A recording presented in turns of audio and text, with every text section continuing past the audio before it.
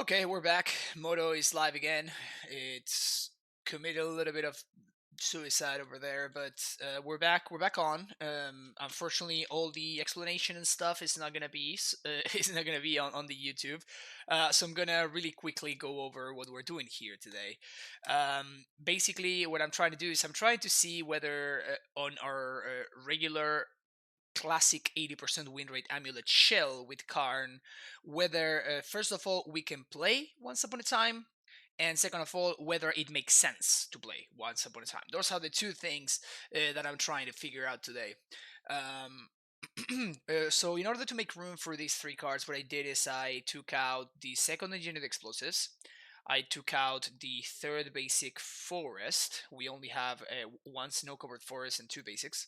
Of course, I'm favoring the superior art basic over the other one, right? And the third card is a Pact of Negation, which you can see hanging out in my sideboard right now. You will also see that I switched Arboreal Gracer in the place of the Coalition Relic. This is because with copies of Once Upon a Time, having access to an extra 1-drop goes up in value significantly. So that's why I'm favoring the Gracer over the Coalition Relic, which you could often see in my classic Karn lists. And as far as the sideboard goes, I've been messing around with Fry in the past, and I've been liking the card, so I'm going to continue running it even if it's just as a one-off. It's a nice answer to Ashiok, Urza, etc. Even to Ferret. Potentially Jace and some other random stuff. And the Pact of Negation is here on the sideboard in place of the one of Negate that I was playing in the past. I still need to see how the matchups play out and everything. So I have been liking counter magic in the sideboard of Amulet lately because the Ursa PO deck is kind of busted. So I expect it might be slightly better thanks to Karn, but I would not consider that a positive matchup by any means. So we're gonna see. Oh yeah! Oh yeah, and by the way, we have new sound notifications that I literally just set up. So Richard, thank you so much for the Twitch Prime sub. Welcome back. And so expect to get freaked out by by drum solos whenever somebody follows or like does anything. It's gonna be great. I think I am going to be freaked out just a little bit at least. So we were about to win our.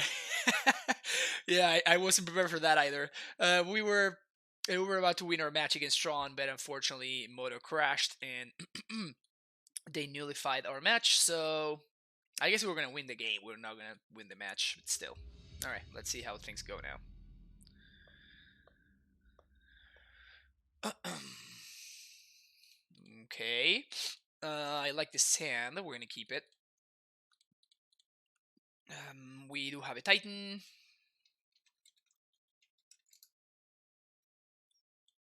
We have untapped source on 1, which is nice. I guess we're gonna lead on. We're on the place. We're gonna lead on Once Upon a Time. We're gonna see what we find. Hopefully an Azusa. Azusa is the best thing that we can find, probably. Glad to see Moto is back online. Me too. Even like Scout or Gracer would be great here. There we go.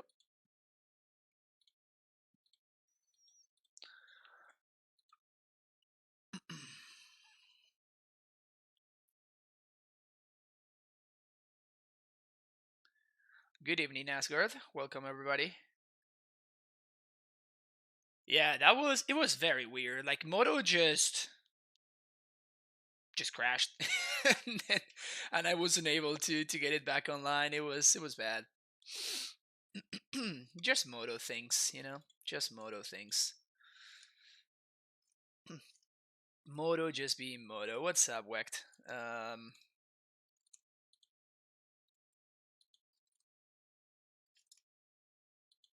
So this is actually my second blue for this. So I think I'm gonna lead on steerings. Ugh. Okay, so second Grooturf actually allows me to use this mana to play the amulet and then bounce the gemstone back to hand, which will allow me to transmit for the following turn and still have a bounce on in hand, so it's not that terrible. Hopefully my opponent goes turn 2 freebooter or something like that. That would be the best case scenario for me.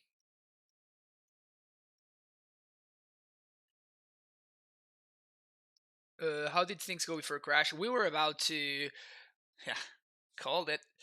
We were about to, to. My opponent went turn one, chromatic sphere. I was on the play. Went turn one scout. My opponent went turn two, play a basic forest and play expedition map, and then I was about to play. I literally tapped my mana to cast Karn, and then that's when Karn. I was clicking on Karn and it was not getting cast, and then uh, yeah, that's how it. That's how we realized that there was a problem. How are Once Upon a Time performing so far? It's the first time that I'm running Once Upon a Time alongside Karn, so I have no idea. But the card overall has been great. Um, so we're gonna need to pass the turn here. I'm probably gonna flash in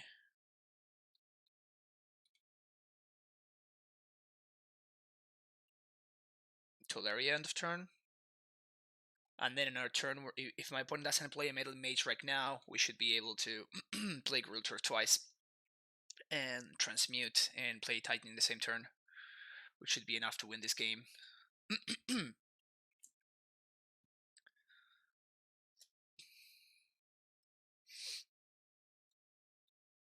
So things looking good. Too bad that the Field of the Dead is actually in our hands, so we're not gonna be able to do much with it. So I think I'm just gonna go haste the Titan and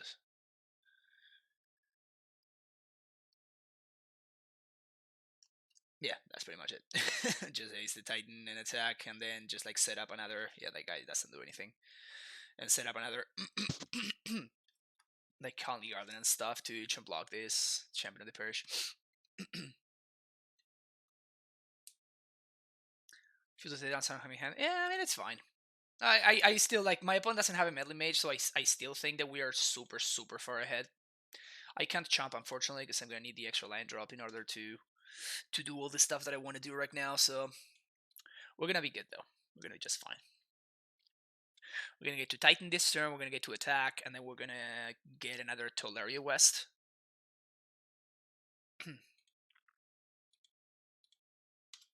Here we do this. We float mana, bounce. At least this is not a stronghold, right? If this were a stronghold, it would be much worse for us. Because then we wouldn't even be able to... Oh yeah! Scalimera26. Thank you for the follow.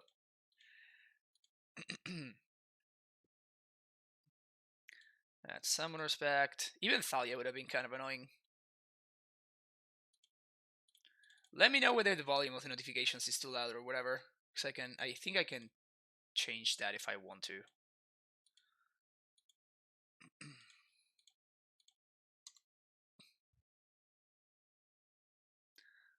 I just read your tweet about the castle line because you're turn 1 green, you be now then breeding pool over gemstone. Why? Why not just stick with the gemstones?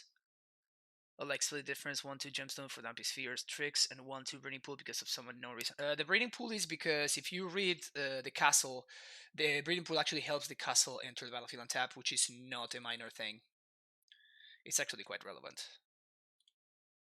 So that's why we're playing breeding pool instead of gentle mine.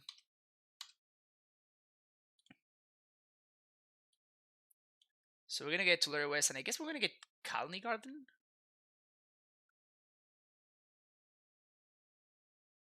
Yeah, Colony sounds good. Yeah, reading cards helps, obvious, for sure. Yeah, it's easy to miss, but it actually is. It's very relevant to like have a basic when you have like a breeding pool or a basic forest in play. The castle coming into play untapped, it does come up. It does come up a fair amount. So is it out loud compared to the stream itself? Okay, we can. I think I should be able to change it from Streamlabs. Let's see. Sound volume. Yes, we can change the sound. So we're gonna try it at 38%, probably for all of them. Subscriptions, same thing. And then donations, also 30%. The Deputy of Detention. Okay. Tighten down. Also, if you wanted to see a tiny amount of life and want to be mildly better versus Moon, have an extra Field of the Dead trick, -1 per -1 G fetch. I don't think I want fetches. Fetches are such... they can be a liability, you know.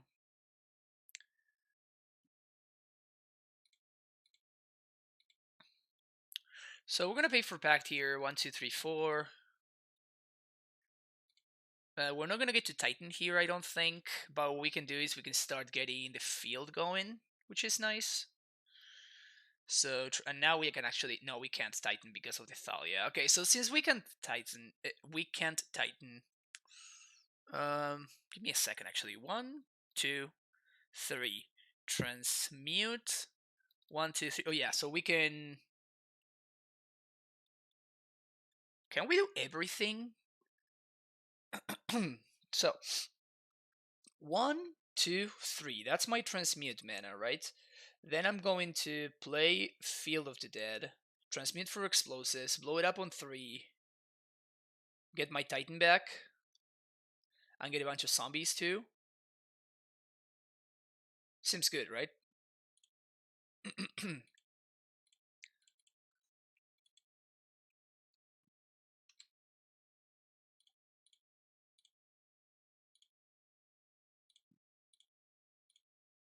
So we're going to transmute for engineered explosives. Play explosives for 3. I'm gonna do this. Play turf. Get another zombie. Crack this. Get back my Titan. Yes. I'm not gonna get to haste, but I can gain some life and play some more zombies. I guess having a bounce land seems better. Yeah, I feel like gaining life is gonna be important. But having a bounce land seems also important. Well, I guess I still have the bounce land trigger on the stack, so it's kind of whatever.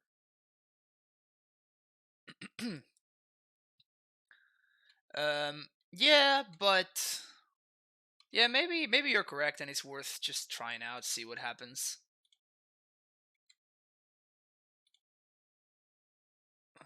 All right, so we have a solid board state now. We're at 12 life, so we're not at risk of randomly dying. J Days with the follow, thank you so much. Is that volume better? By the way? I don't think my opponent can win this one. That was better? Sweet. Alright. Awesome. Another canopy. You're gonna cycle another canopy. Okay. Yeah, that is not gonna be enough.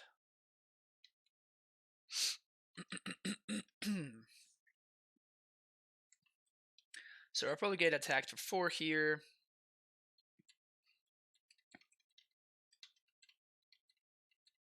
But kind of whatever my opponent does not particularly matter.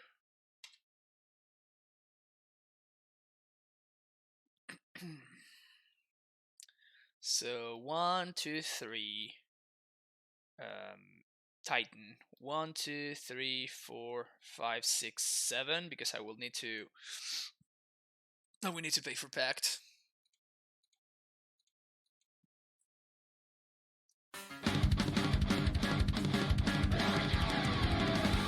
Yeah, that's my favorite. That one is my favorite. Thank you, Davius, for the subscription with the Twitch Prime sub. Welcome to the Primetime Stronghold, my friend. Thank you a lot for the support. 1, 2, 3, 4, 5. Opponent concedes. For helping me read cards. What are the news notification sounds from? They are all recordings that I did. from my favorite band that I was ever a part of, basically. Gonna get this Karns out of here. Land suite is good. Yeah, I thought it was kind of neat to, you know, make it so the notification sound was like something that I have recorded in the past. How was the giant performance? What do you mean, say God?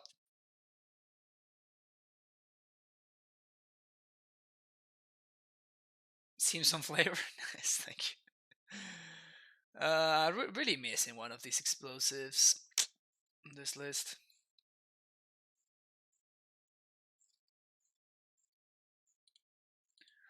And this, I guess, this kills meddling mage, right? So I guess I should bring it in. Yeah, I guess Friday is actually pretty good against against my opponent's deck. Now that I think about it. Oh, Friday, yeah. Oh yeah, it was cool. It was short. Like I'm usually used to playing. Whenever I play live, usually I play for like 3 hours and 3 hours and a half or something like that. And it was a 1 hour and 15-minute gig, which felt was very short. So it was. I don't want Bailiff. That's right. So it was kind of weird. Like we were done, and it was like, okay, so I guess that was it. So we were kind of left hanging a little bit there, but it was cool. It was cool. This hand pretty sexy. So all we're really missing here is the Titan. Turn 2 freebooter would actually be slightly annoying with this hand, unfortunately. But yeah, so the performance was at this, like, it was like a theater, and it was a beer festival. So everybody was like, they're like different like beer companies and like local companies and stuff.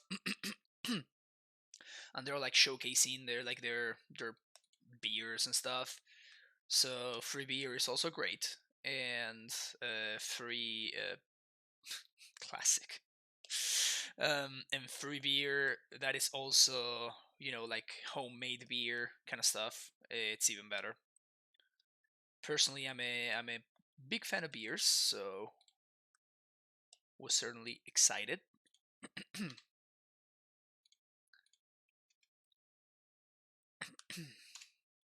But yeah, it was kind of like a little bit awkward to play such a short show.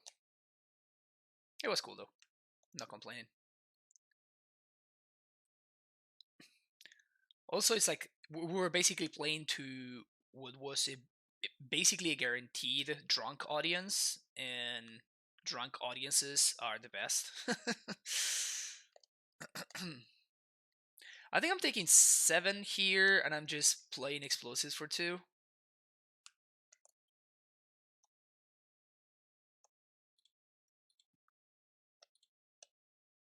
And leaving up a braid as well, because I can.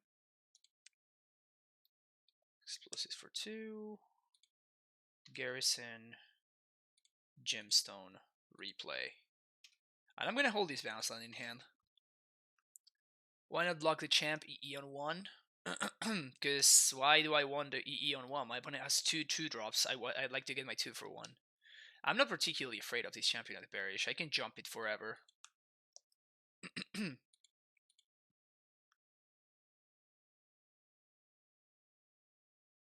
And this gives me some added flexibility, which is nice.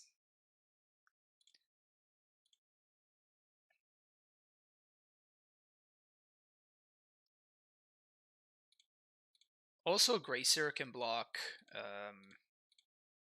what's his name? Mantis Rider. So, Reflector Mage, sounds good. Probably bouncing the Azusa.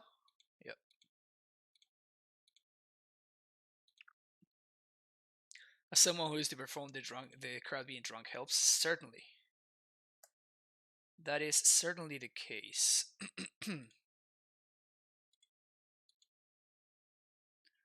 Drunk audiences are fun. So this turn I'm actually gonna chump the champion. Champ the champion.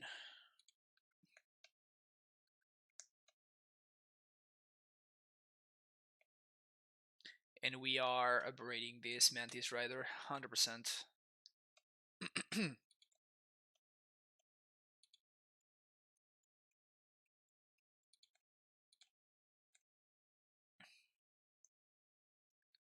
So we block here, aberrate there, flash this in. He's streaming to a drunk audience better. Wow, those are the questions, hon. Those are the questions.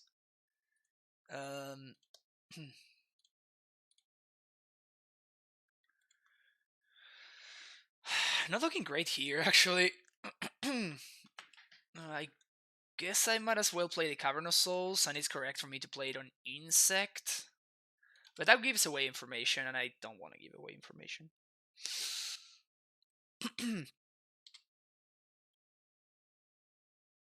I have a bunch of draw steps to just win the game.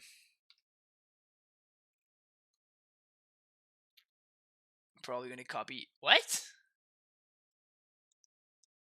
What the hell did my opponent do?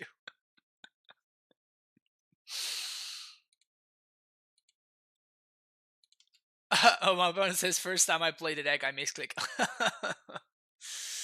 Rough. Yikes.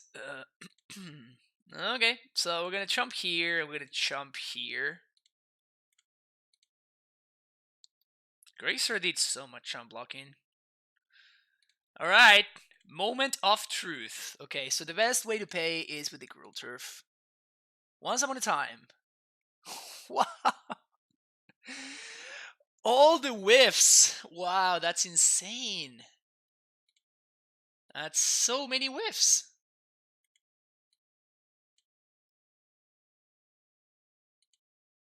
That's so many whiffs.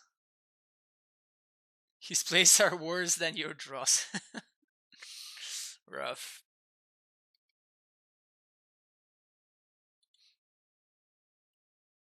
I mean, we're double jumping here, right? Encyclo Canopy.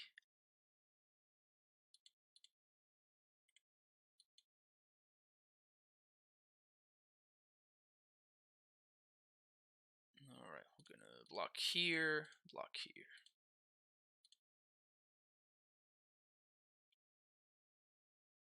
Come on! God damn it! Ugh, this is rough. You forgot to always hold a counter match for Wizard Gossi first. I also.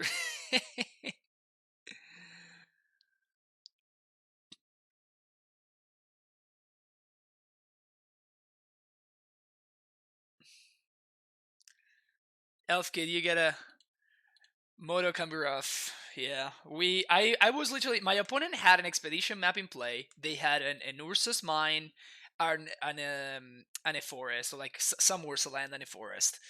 And I am literally, I float my 4 mana. I have 4 mana hanging out here, and I click on my Karn, and nothing happens. And I click again on my Karn, and nothing happens again. And I'm like, what the hell is going on? Is this some lag or something?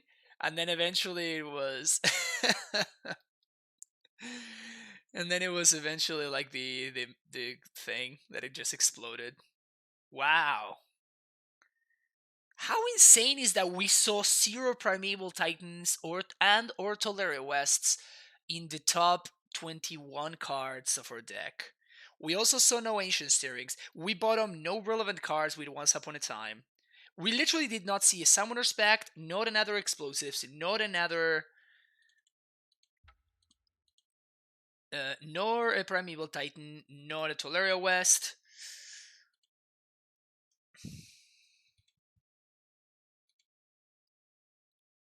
That was rough. That was really, really rough. I guess I'm keeping this hand.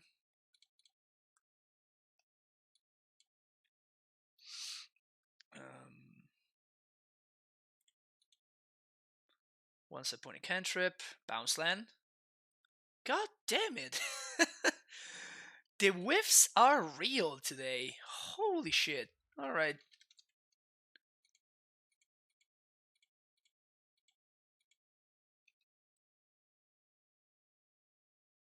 Wow. Once upon a time, confirmed unplayable.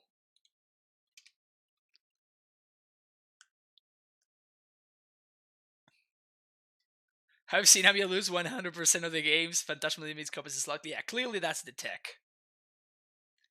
People haven't figured it out yet. Oops, no. We don't. Never auto yield on an amulet. Never ever do that. That's gonna end up bad for you. Shouldn't Caribbean Shaman for Rex Age possibilities. We just bought on the Rex Age, right? And I'm not packing for the Rex Age most likely, so this cavern is probably gonna get bounced and replayed by the time that it becomes relevant. So I guess it's like technically, it's still technically correct though. I've been whiffing so much lately. Yeah, but I mean, I just this was literally like the only land in my top 5, and I don't know, man. I don't know. It just seems that we're just hitting some terrible variants somehow. But oh yeah, oh yeah. Opponent copy their own hierarchy instead of copying my scout. If this has been a slot, my opponent would have probably snap copied it though, right? All right, now let's give me a bounce land. Jeez, that was close. All right. So now we're gonna be okay.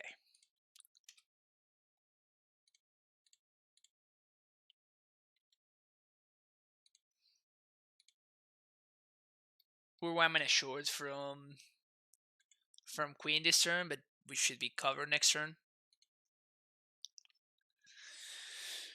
Yikes! Do you miss Karn yet? Well, I'm playing Karn, so it's in my sideboard right now, but so no, I don't miss Karn because it's right there.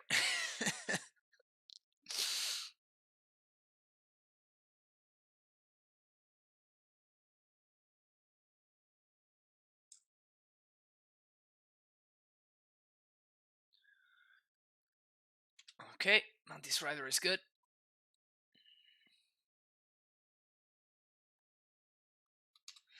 I would like for my opponent to just like tap their vial. Thank you. So now I just know what I have to do. Alright, sweet. So my opponent's dead now.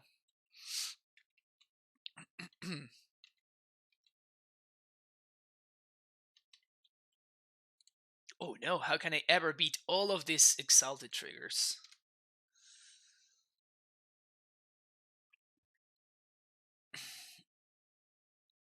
Yeah, my opponent's draw not really working out for them.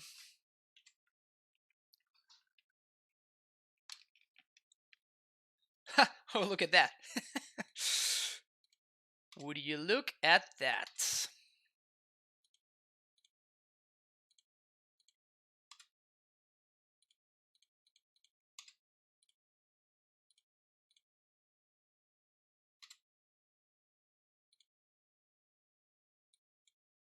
Boros Garrison, Slayer Stronghold.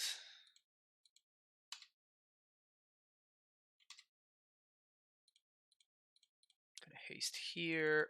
Do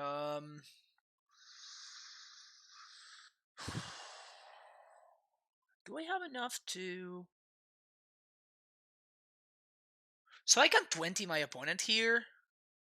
That doesn't seem particularly good though, right?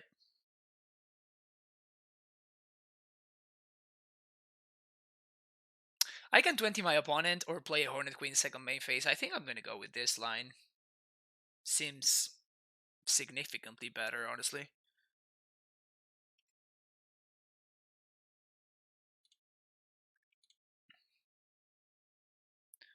4, 5, 6. So I guess I can threaten double strike.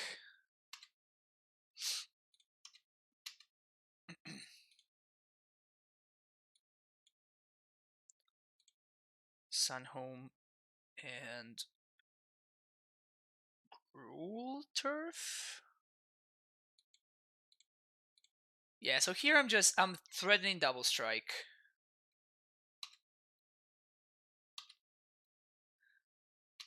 My opponent can bite or not. And if they don't block, then I'm just going to play a Hornet Queen. Yeah, opponent just concedes. Alright. 1-0.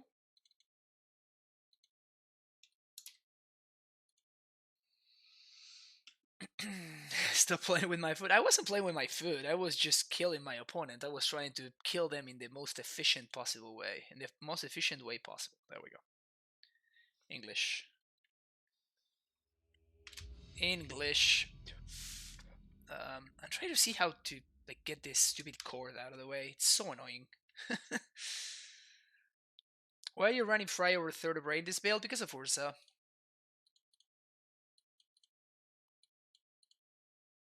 I don't think I can keep this. This is much better.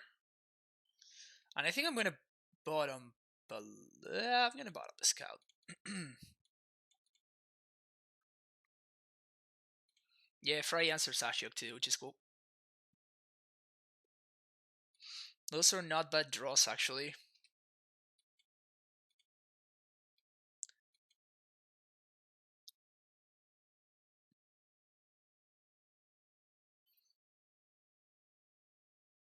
Doesn't Whirza lose to Karn too? Yeah, but not the paradoxical outcome version of the deck. Which is right now the one that everybody's excited about because it's kind of broken. What? No turn 2 Stoneforge? Ugh. That would have made my life so much easier.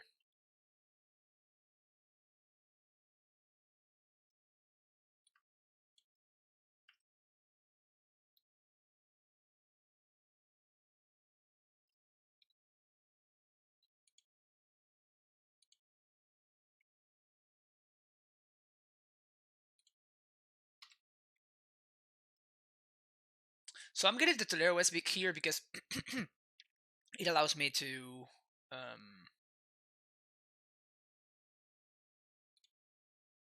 okay. Tolero West allows me to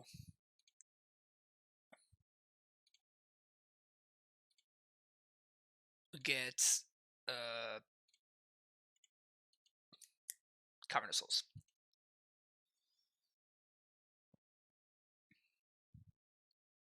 I was not playing around Path to Exile there, but I don't care too much about that Path to Exile anyway, so it's kind of whatever.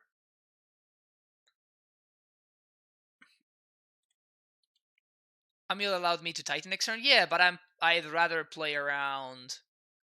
I'd rather like try to get an uncounterable Titan instead of just getting a random Titan quicker, if that makes sense.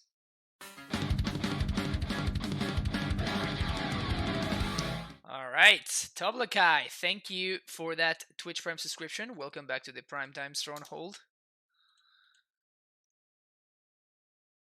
Primetime hype. All right. Primetime hype indeed. I think I want to play Wallista for one. Give my opponent something to path.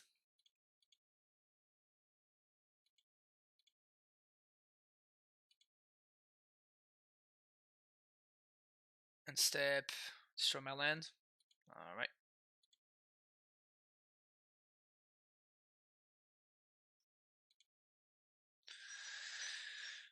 I'm certainly going to be missing the fourth basic this matchup.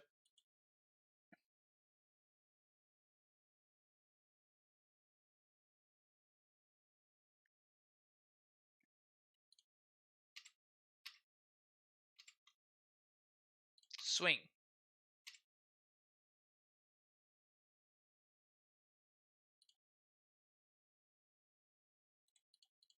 Yeah, I think I'm just gonna make them take one.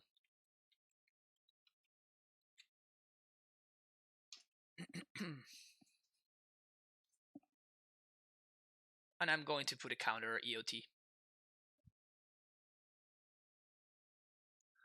How many, once upon a time, how many cards? You can check the list there.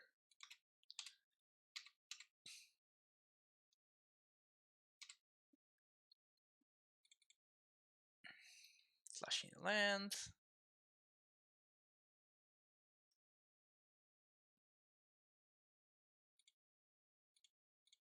Put a counter here.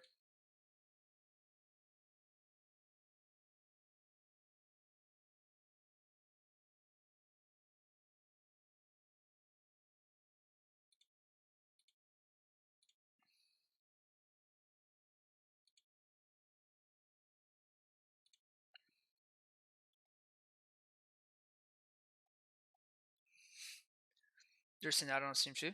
Oh, that's weird.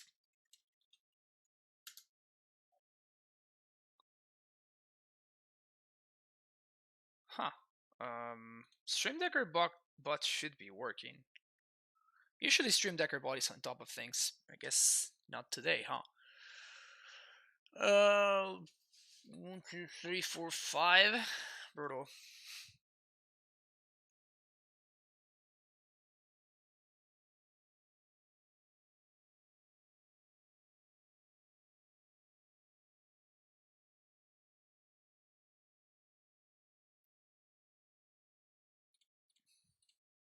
So I'm gonna start here. I'm gonna see what my opponent does. They do nothing.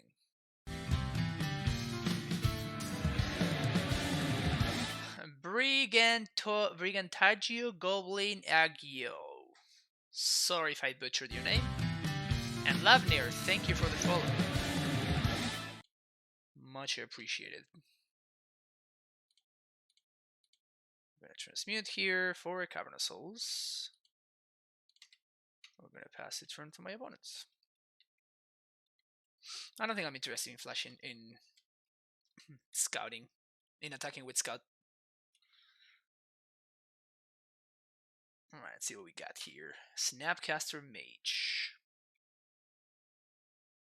For opt. Alright. As long as they don't have B-click, that's the only thing that gets me here.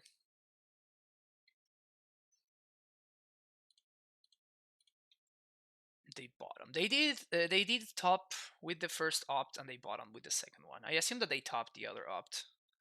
Top the opt. Leave the opt on top. Fun stuff to say. Uh-oh.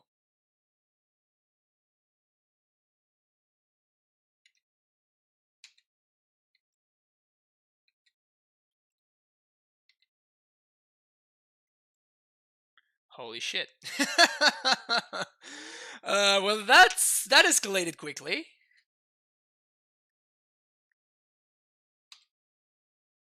So I think I have to discard the Titan here, right?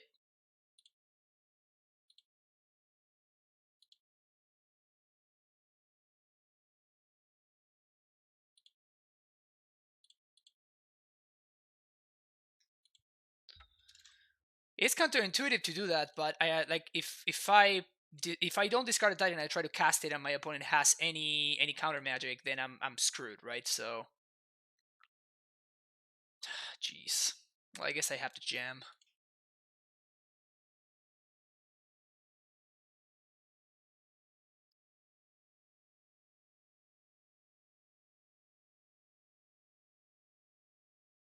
Mana leak.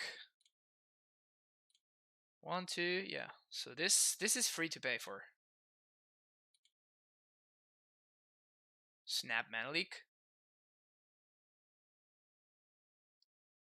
Okay. So now they snap mana leak, and I think I let this one resolve.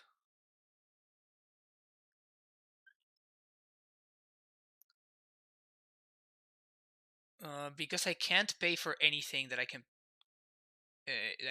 cast right now, so I'd rather not have to pay for any packs at all.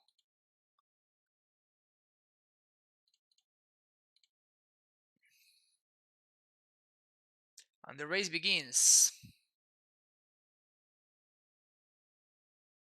Except my opponent they can attack with Colonnade, so they are super far ahead in the race. Yep. They didn't attack with Colonnade last turn, though, did they? Probably should have. But my opponent had a 2-turn clock anyway, right? So I'd rather get the 2 damage instead of like attempting to block.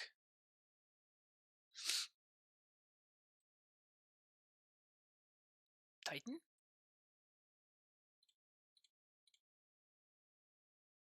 Wow, that sword really got me there. That's crazy. All right, but at least we got some information that we know that we're talking about. We're talking about a version of the deck with with Stoneforge Mystic. Racer out, Pact out, Sunhome out.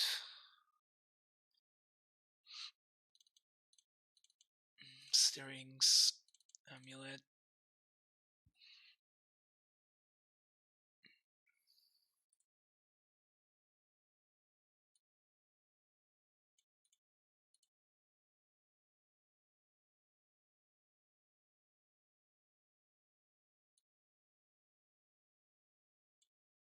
All right.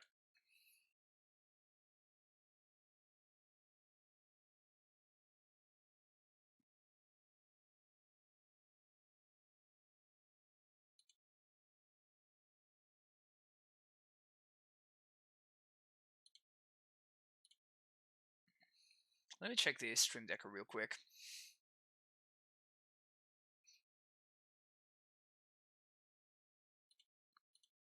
To be fair, the page, like the Stream Decker website, has been lagging super hard for me lately. I don't know if this happens to you as well.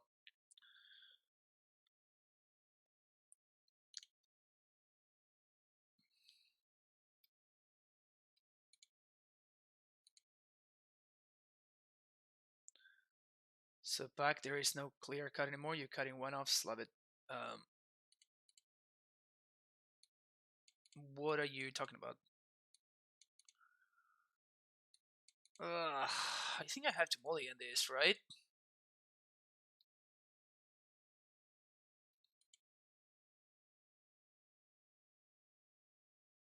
I guess I keep it.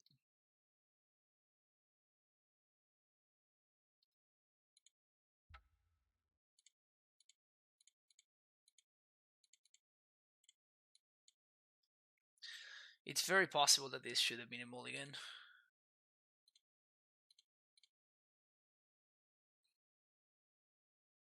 Okay, now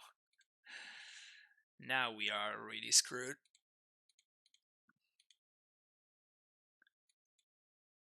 Now we're super screwed. I don't think I want to play out Vesuva yet.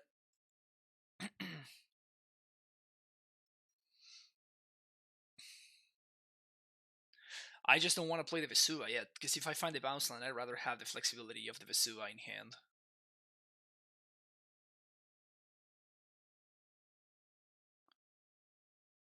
I still don't know what this Vesuva is going to be copying. And I don't think I play a third scout in here. All right, that's what I needed.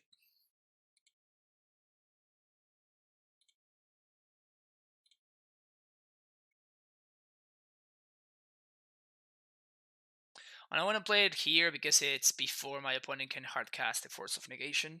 If they're going to force this, at least I get a 2-for-1.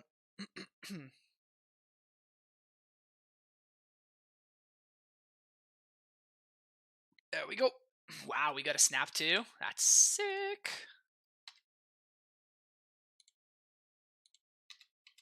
Just pass a turn here.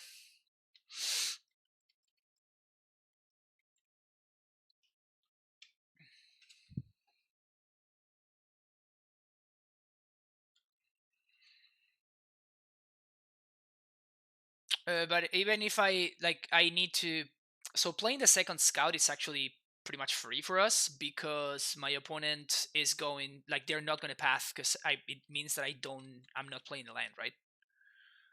So, and we're probably going to get very, very rewarded by holding this. I think I'm going to name Giant here, even though I don't have any Titans to play yet. But if my opponent feels me thinking that I don't have any more lands, then we're going to get super rewarded.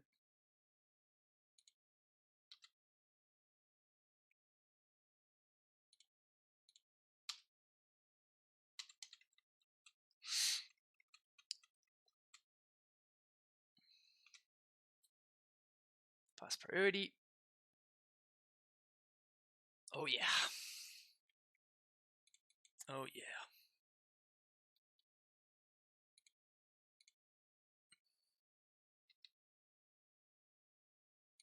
Good times. Good times.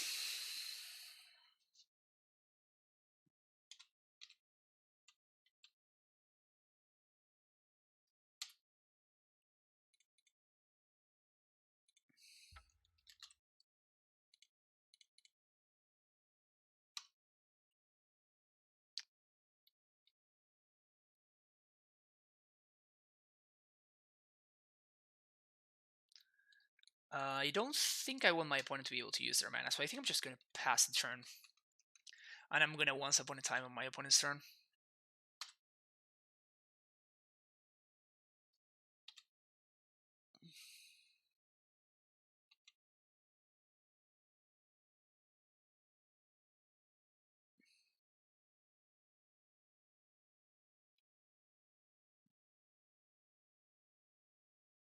Alright. Now what?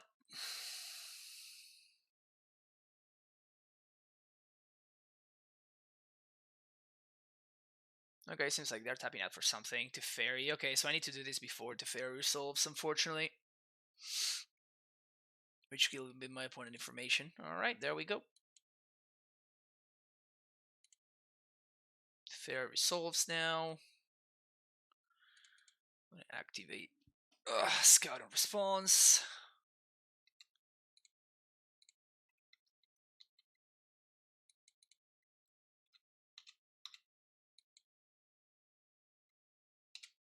Alright.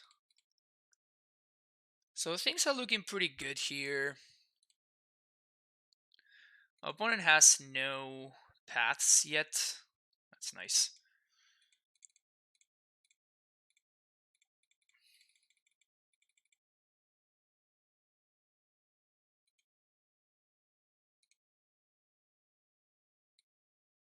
So I think I'm going to get Simic Growth and Boros Garrison.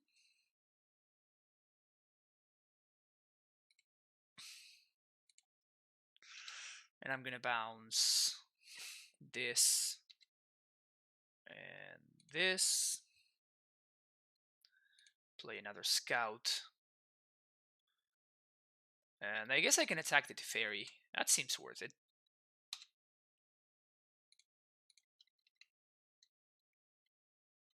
Certainly. How can you join the Discord? Yeah. Exclamation point Discord. Wow, Path, my Scout. That's aggressive. I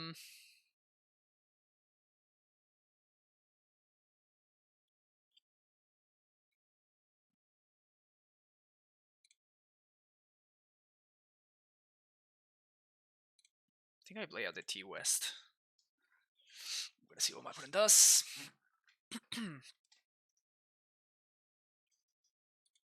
They plus on Teferi, so they probably have a Wrath. Or Lexiprim Verdict or something, and they're planning on playing it at instant speed with Teferi. Alright. Another one of those.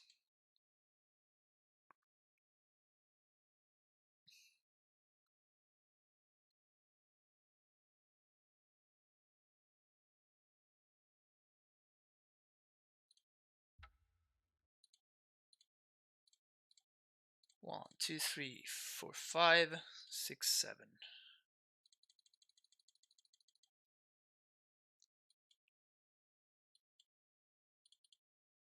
Opponent probably will be needing to wrath here.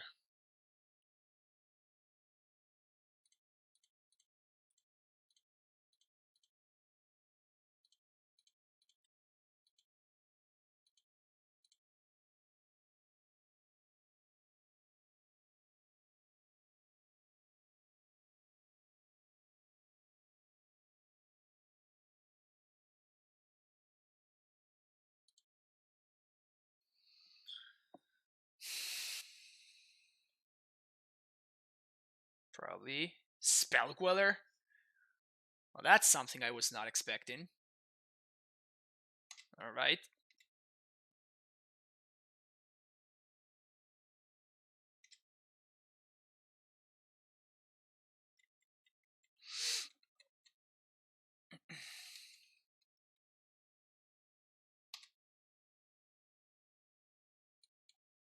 That's actually not bad. All right, so move to combat.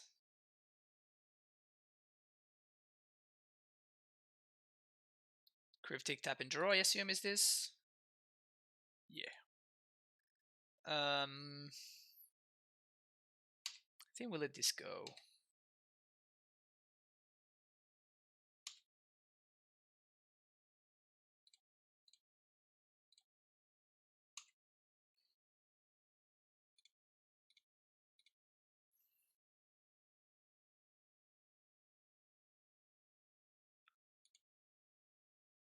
Okay, the Summoner's Pact. And I guess I packed right now. But I don't cast the Titan. So next turn I pay 4. Yeah. Okay.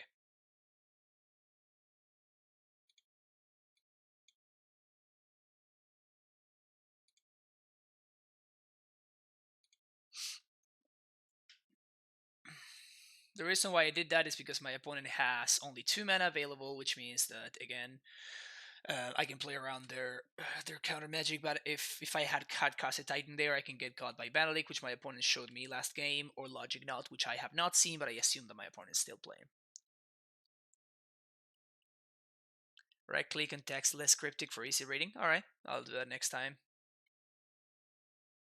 Stupid textless cards. And the worst part is, like, out of all the cards that you could have done textless, Cryptic Command is the one that you choose to do. Wizards, come on.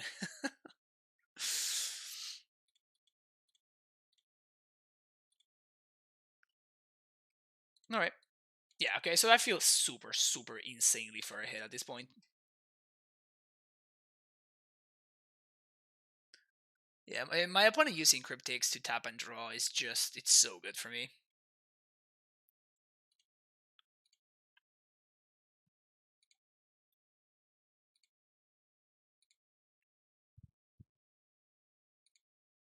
That seems to be what's going on here.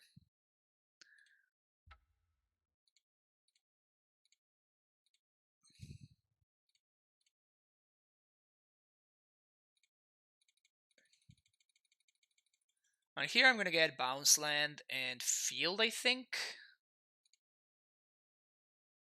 I guess I could get Bog. Bog actually sounds pretty good here. Yeah, I like Bog. Yeah, my opponent just concedes. I wonder if this means that my opponent's not playing Rats in their deck, right? Because they were always, they could always just draw to try to find a Wrath and a way to destroy my Field of the Dead, but they just snapped off the concession. Also, my opponent's playing Quellers, which makes me way more excited about bringing in the second of Raid.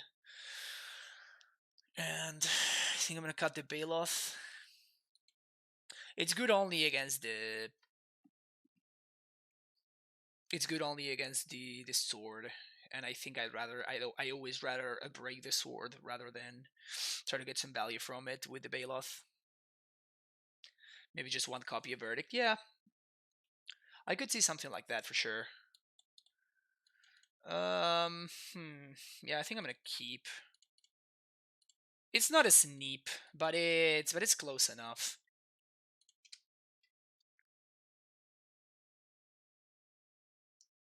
All right, now the hand looks much better.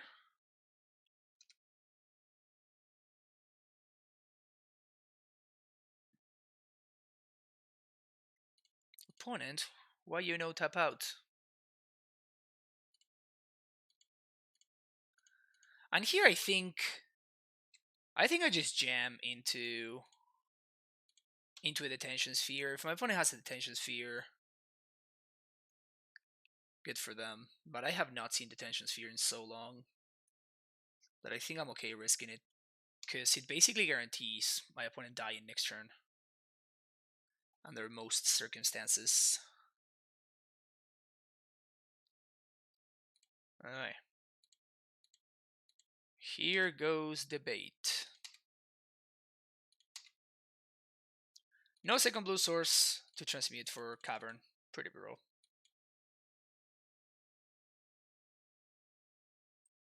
Queller. Alright.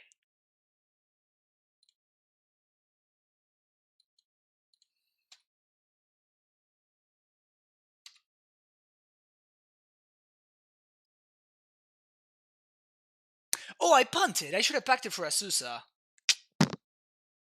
Alright, punt. Yep. Punt.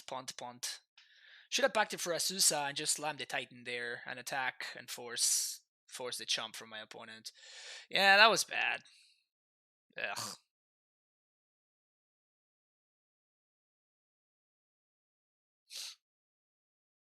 Yep, I know, Asgard. I just punted. I wasn't thinking through. The Fairy Time Raveler. Alright.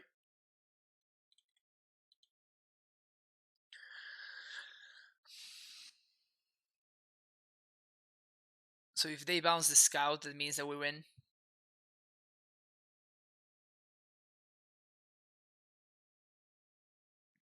Okay.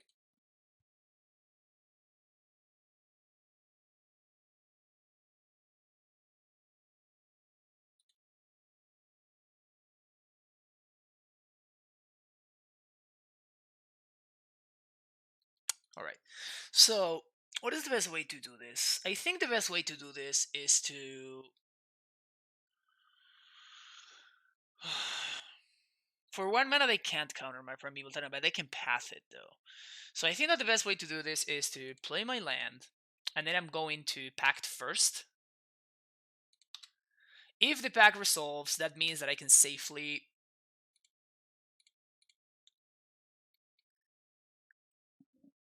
That means that I can go for double Titan.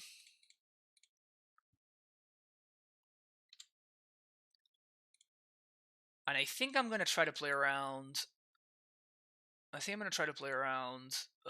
something messing with my mana. Yeah, I think so. So we're going to do this. Because I don't want to die to like a Damping Sphere or like a Cryptic Bounce plus Damping Sphere or whatever. So I definitely want another green source in play.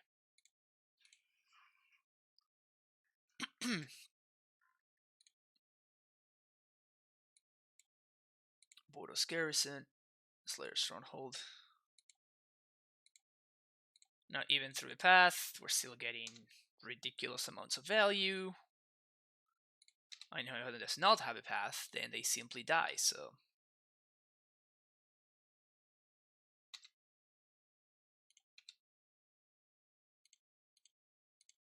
But yeah, I thought that sequencing that I went through was actually kind of important. Okay, point conceits. Alright. 2-0.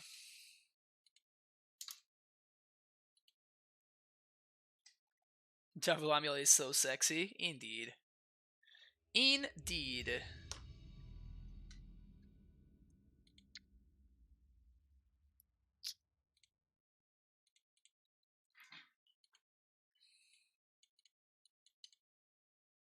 Alright. This looks like a keep. We're playing against aggro. Oh, Gobos. Gobos. Alright. Alright, alright.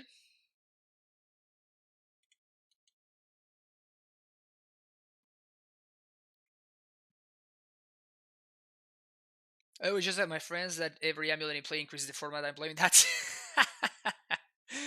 oh, that's an awesome way of looking at it.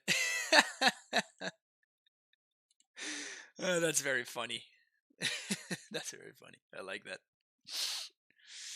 So we're playing modern with one amulet, then we're playing legacy with second amulet. We're playing vintage with three amulets. Is that how it works? That's hilarious. Uh, so I'm assuming that this is mono red or red black goblins.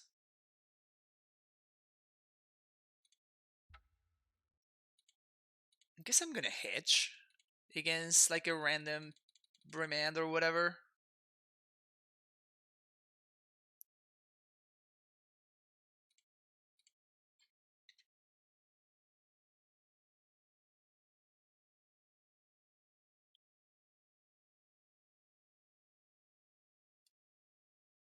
Okay.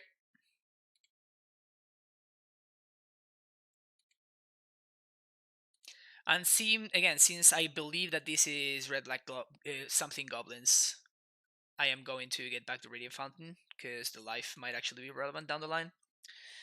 Because the way that these decks are built nowadays, it's kind of like they play a lot of. They play with that dude that drains a bunch and that kind of stuff. Now, we're playing against Goblin Ponza, I guess.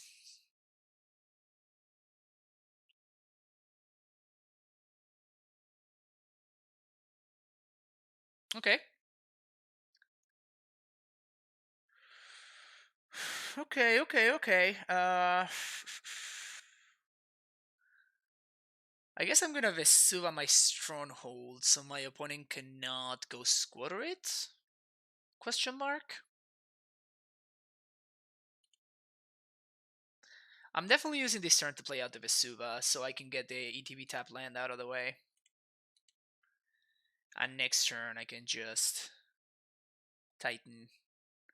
I'm very afraid of this guy though. Very afraid of that guy.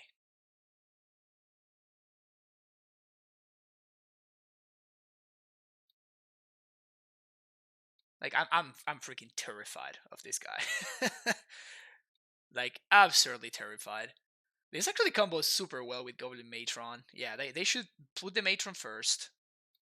Now they get their first trigger. They put one of the big dudes. Goblin Ringleader. Yowza. Yowza. And now the second trigger goes.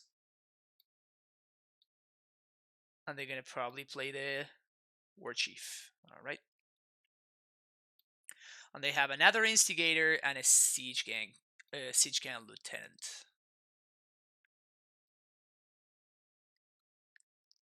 Alright, well, my opponent's got. Alright.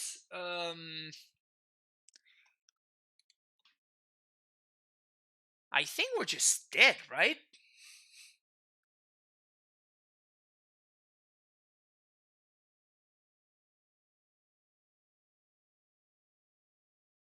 I can make like two zombies or something, and then my opponent just laughs at me and they like use the instigator with his war chief.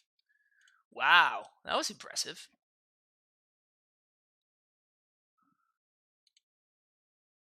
That was pretty busted. I like that.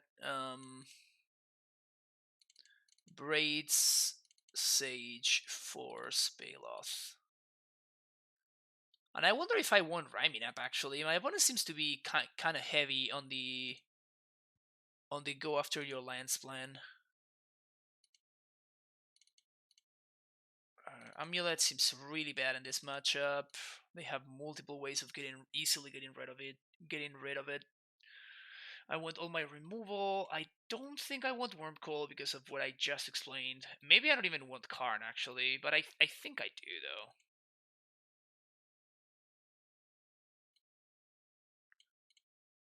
Yeah, I think I actually do want Karn. So I'm gonna leave one Explosives in the board. War Instigator works like 1 out of 10 games, but when it works, it works. Yeah, indeed. When it does the thing, it really does the thing.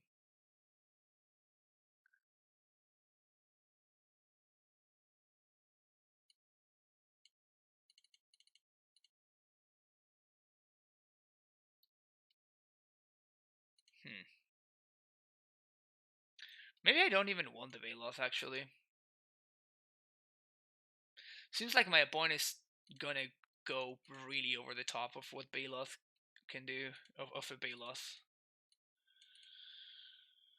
I'm gonna keep this, and I think we pitched Force there.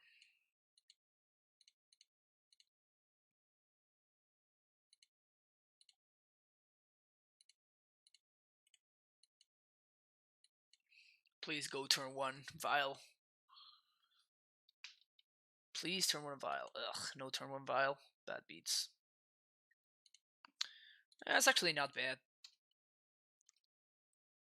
So now we can actually transmute next turn. I mean, not next turn, but the following one. Not sure what I'm transmuting for, though.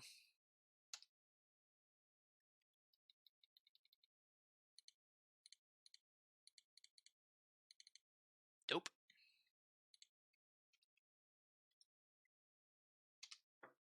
My opponent Synapse kept his hand on the strength of Damping Sphere.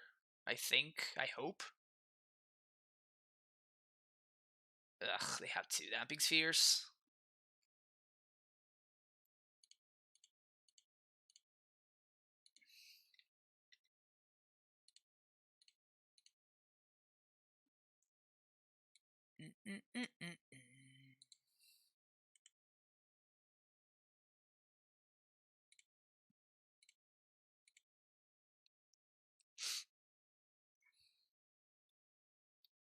The second Damping Sphere is kind of annoying, actually.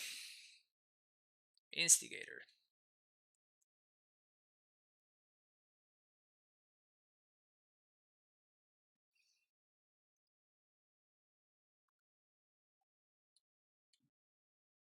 Alright.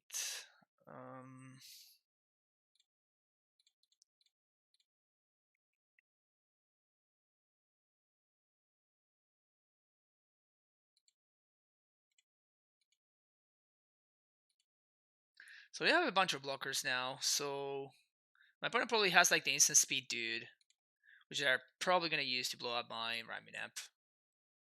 At this point, they kind of have to. Grazer blocks Instigator all day, doesn't even care. I guess my opponent is like going over like whether they should kill my Sage here. Doesn't seem very productive, but if they don't, like if I get to untap with this Raminap, we kind of just win, right? Because I just get back the gemstone mine and put the explosives on 2 and blow it up. They know about the explosives. Ghost Squatter actually fixes my mana, which is hilarious. Oof, that's actually brutal. Yeah, Sting Scourger there is actually kind of brutal. There's the munitions expert. Alright, things are again kind of spiraling out of control.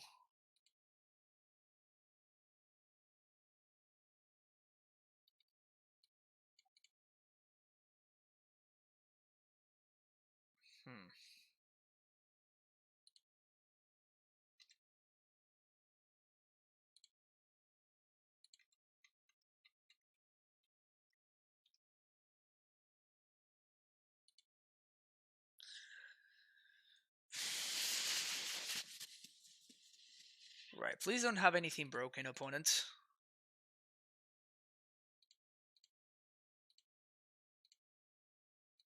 Alright, trigger number 1. That is something very good. Alright, they whiffed super hard. Sweet. Next. Other trigger. Nice. Opponent is playing very tight over there. Alright.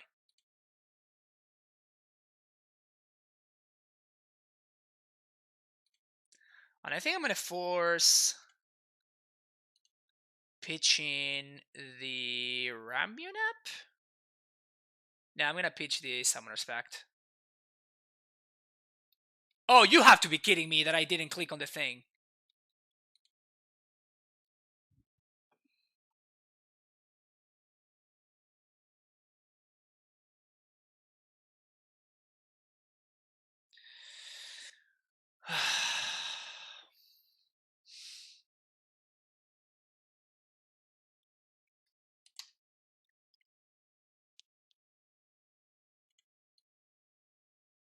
So we should have easily won this match.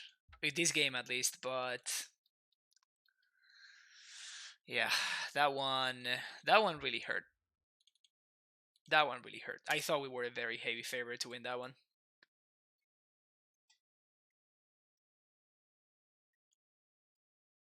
I thought we were a very heavy favorite to win that one, but so I guess we have to like click on the card, then and I've used Force of Vigor multiple times already. I don't know what happened there.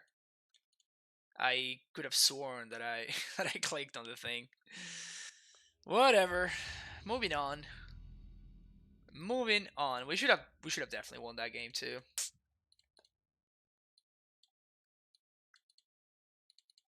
All right, I'm gonna be greedy.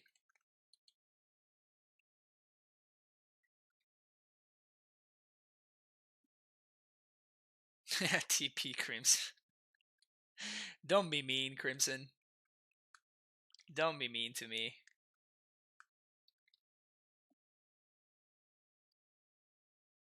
I'm just a man trying to cast Primeval Titans. That's just who I am. All right, turn to turn to Karn unless this scout dies to a rain on turn 2.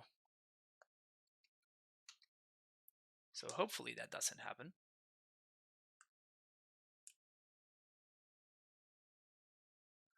Yeah, I know. That's the worst part. The fact that it's like Moto is technically correcting what it did. Oh, Stoneforge? Sick.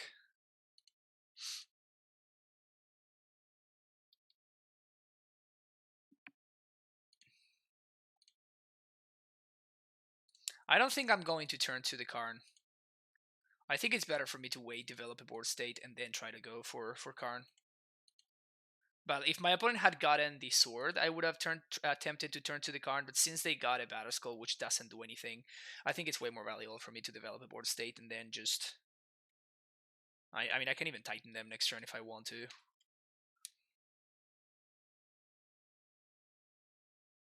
Last night I missed turn 2 by transmitting before Pedagina Susa. Oh yeah, that's brutal. Sequencing, man, it's kind of rough. Now my opponent inquisitions me and they see how dead they are. Yep, you got my explosives, I guess. Oh, they're going for the F6 value? Hell yeah. Good job, OP.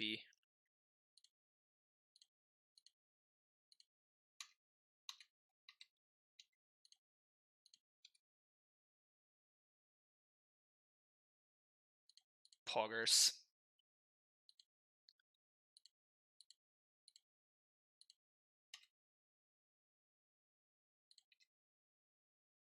So now my opponent is like super extra mega very too dead. Alright, so my opponent's playing like 5 color like random cards, but they're not playing Niv because they showed me Inquisition and Stoneforge. So they're not playing Niv, so I don't really need to worry about that. This card looks fine. Hornet Queen looks fine. My opponent's playing this card, so maybe Bailout is fine too. Rex Sage sounds great. Force 2. Bailout sounds pretty good. We're gonna take out Ballista, leaving 1 explosives. Pact.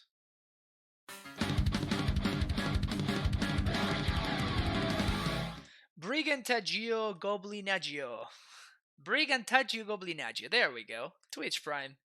With that Twitch Prime sub, thank you so much. Brigantaggio Goblinaggio. That's fun to say. Welcome to the Primetime Stronghold, my friend.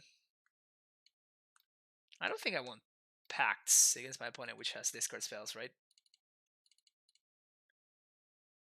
I really don't have information about my opponent's deck, so it's pretty hard to sideboard. without a lot of info. I think I'm gonna go with this, but it's very possible that I do want the ramming app if my opponent has like fulminators and stuff. Time for me to leave. Good luck for the future, first vigor. Oh, thank you, Asgard. Thank you. Yeah, I think I'm gonna keep this.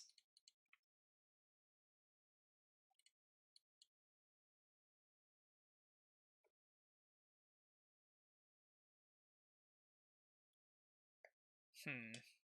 Okay, so I guess we're gonna cast Once Upon a Time first, because if we find a scout or something, we might want to cast it. We did find an Azusa. She's not great, but it's better than nothing, I guess. So my opponent's playing 4 colors with Noble Hierarch instead of Birds of Paradise. The greed of some people, huh?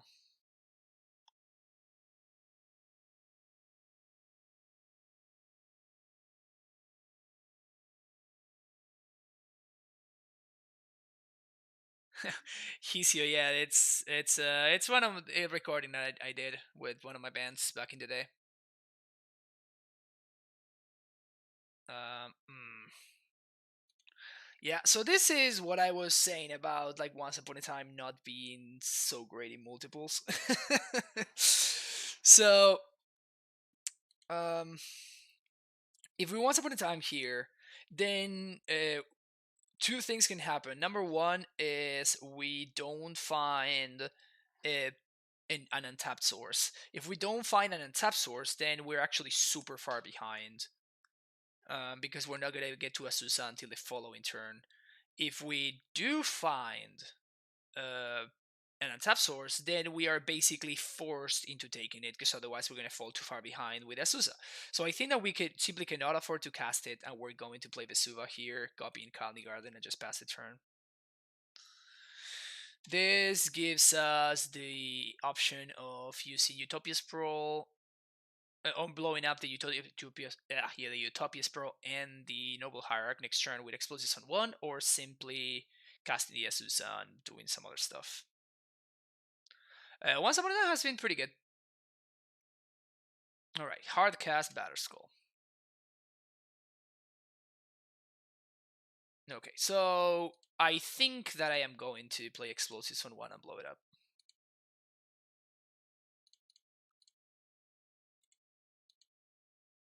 Like, this puts my opponent so far behind on mana now. They don't even have the fixing. Watery Grave. Damn, my opponent is really greedy. Balos is in the deck, sweet. Alright. I think I discarded Once Upon. Now we have everything that we need. Take 4.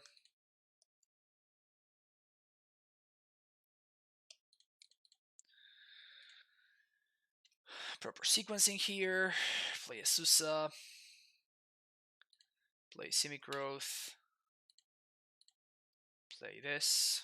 Pass the turn, and we're going to discard this basic forest.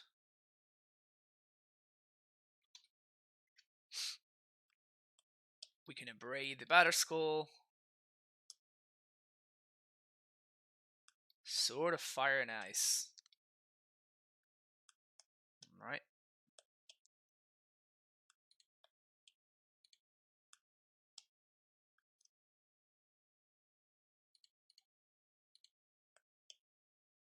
Block there. 1, 2, 3, 4. So I can Vesuva my opponent's. Wow, that's some serious greed on opponent's side.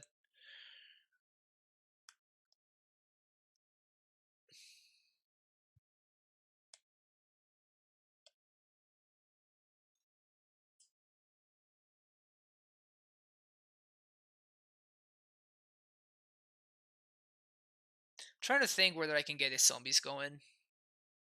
And I can, but I need to play at the Asus. I think that's fine though, right?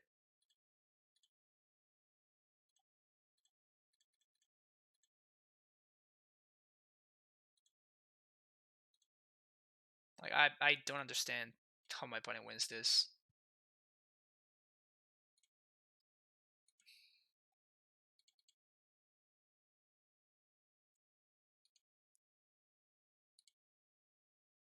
And I think we're just gonna let my opponent discard my Abrade.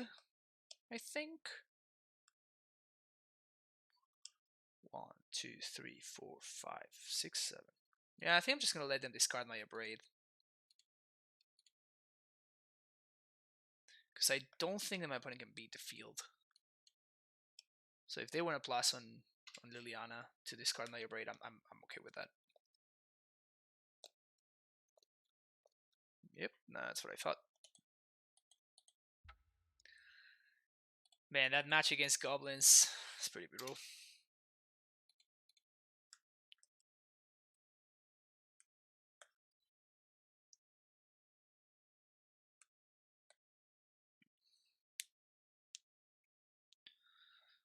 %80 win rate.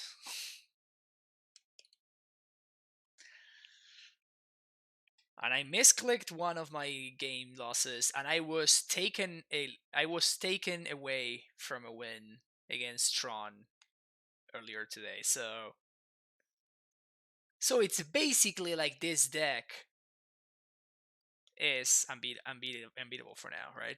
Like, we totally should have won that game against Goblins, and we also would have won against Tron. So we're basically 5-0 right now. That's what's going on. We're basically 5-0. Even Distortion Strike wouldn't kill us because prediction for blue. That's hilarious.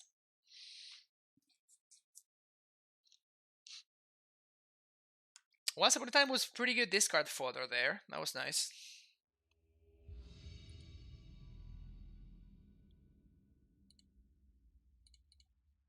Yeah.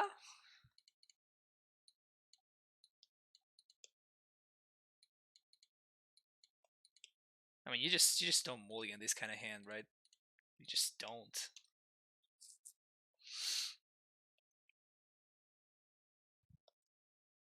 All right. Show me a prime time off the top for that sweet turn 2 kill. Thoughtseize? All right.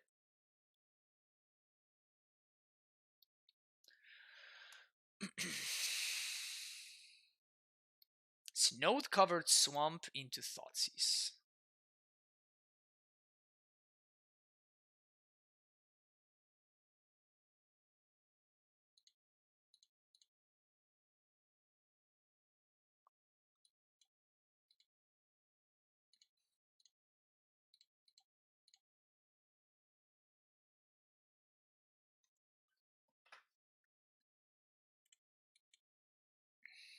Yeah, I think we just pass the turn.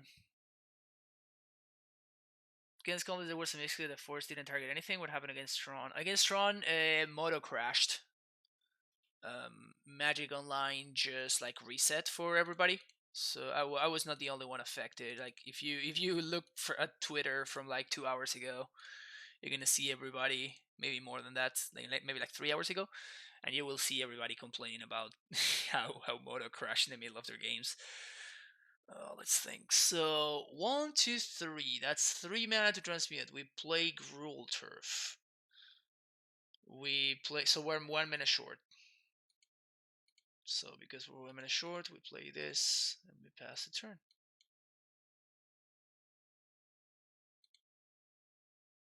And I don't think I transmute right now because it costs me the gemstone mine. So the turn that I transmute, I need to make sure that I get all the value and use all my mana and stuff. In fact, if my opponent destroyed his amulet right now, I'm probably gonna be forced to flash in. Oh, Master Pulse, yeah. Okay, so I think I am forced to do this now.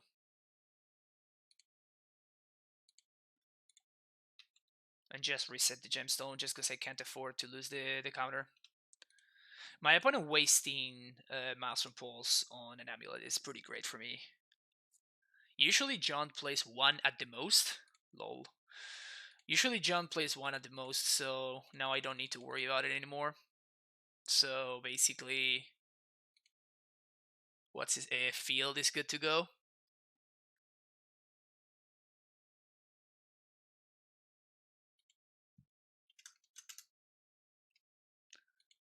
My opponent says, "Shit, top decker," and I give them a little wink.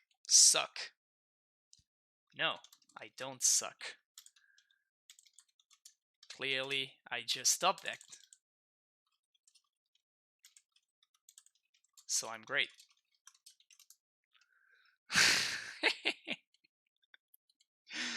I shouldn't do this to people, but like salty people just are too hilarious for me not to mess with. Right? Does that make me a bad people?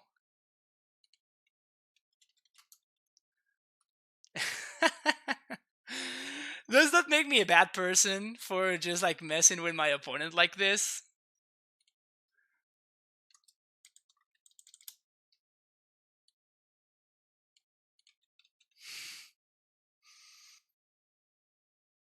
I'm sorry, but I'm not sorry. I'm not even remotely close to being sorry.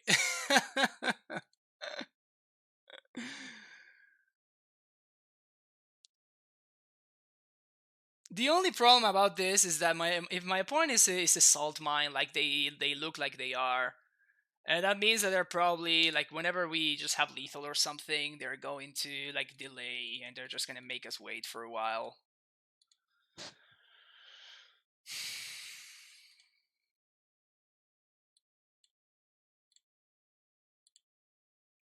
That is the only downside. All right, so opponent concedes. Okay. Um, against Jund.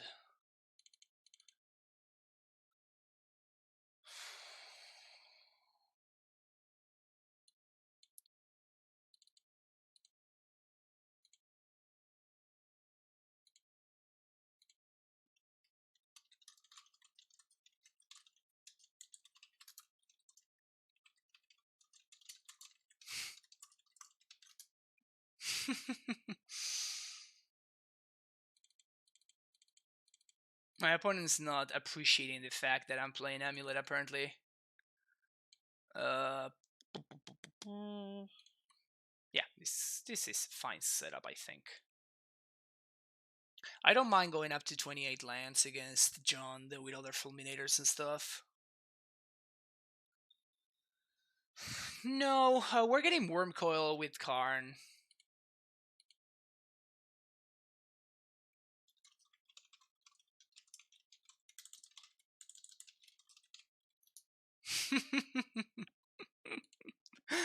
My opponent is really not liking.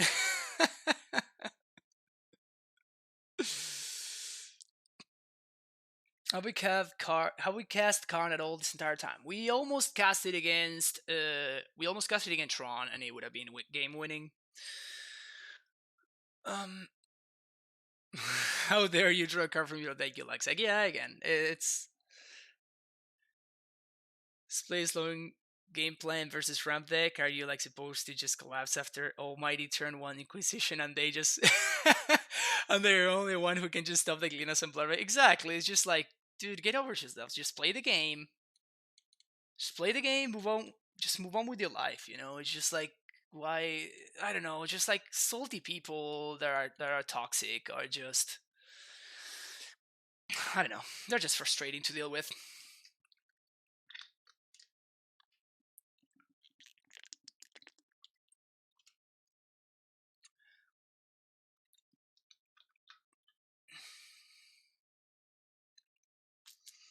Back to that, you have 8 out of 50 chance to top deck it, so it's pretty good.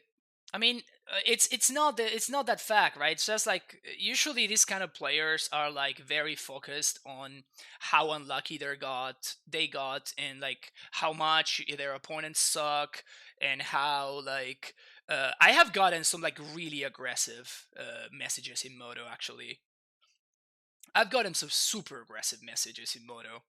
But it's just like I don't know. It's just like really.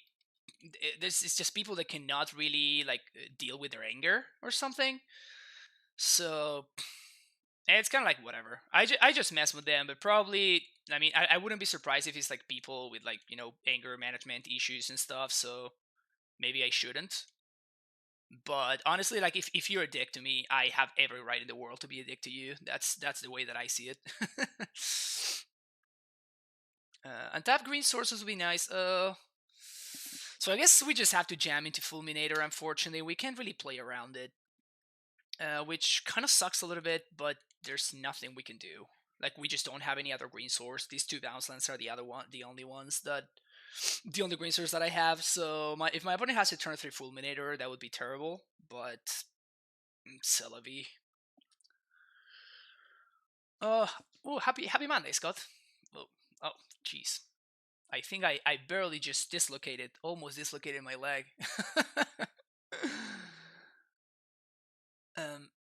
Yeah, it's definitely worse when you're at the LGS and it's like kind of, and the worst part is when you're like making other people uncomfortable. It's just, I don't know, it sucks.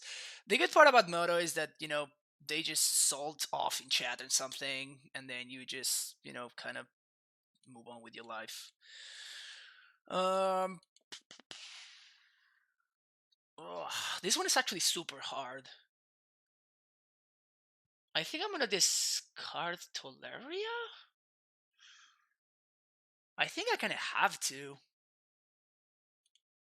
Yeah, it really sucks to discard Toleria was there, but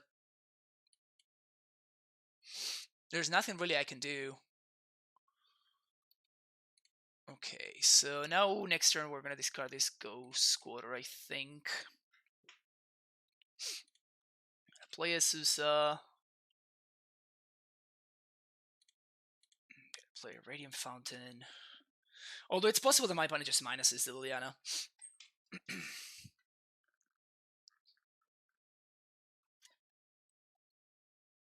I feel like we play one of the most frustrating decks there is, and yet this guy playing John is like complaining. I mean, it's just. So my opponent is not complaining because of the deck that they are playing, and he's not complaining because of the deck that I'm playing. They're complaining because they are complaining. Like, my opponent could be playing Boggles and be complaining about how lucky I got or something. It's just these kind of people just are complainers. That's what they are. That's what they do. So here we have a Blood Braid. And my opponent needs to get a Fulminator Mage here. I guess Assassin's Trophy is also good. Lightning Bolt doesn't do it. Alright, so we're going to win here. My opponent's going to be very salty about it. About how unlucky they got, and blah blah blah blah blah.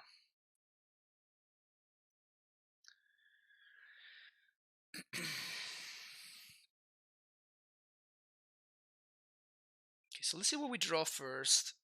Explosives. Okay, so that's probably what we're going to be pitching to Liliana.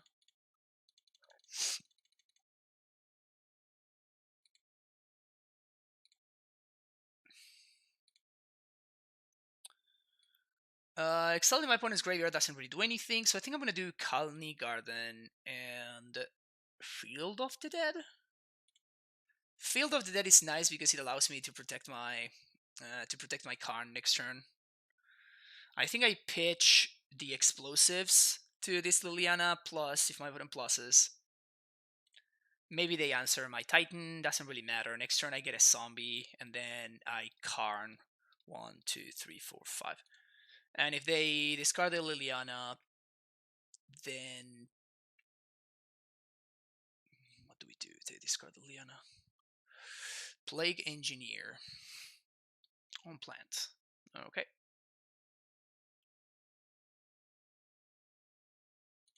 Also okay.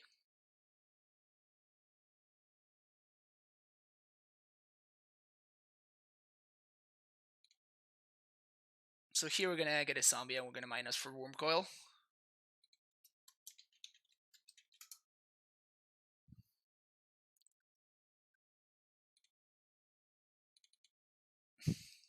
When in doubt, minus Karn and get Worm Coil. Exactly.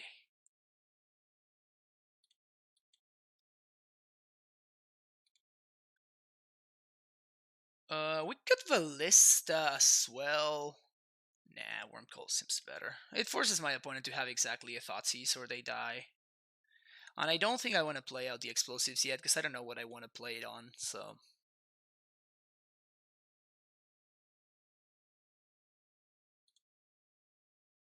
They already used one Thoughtseize. Maybe they have another one. But they're never going to complain when they have good draws. Fulminator Mage. Sounds good. Probably a little bit too late for this one. They go after the field, understandably.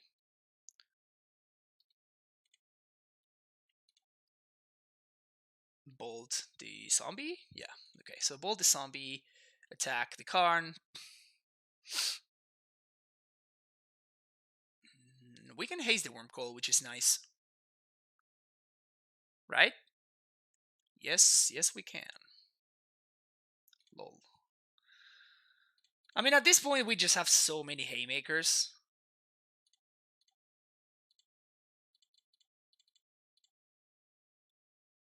We just have so many haymakers in our deck.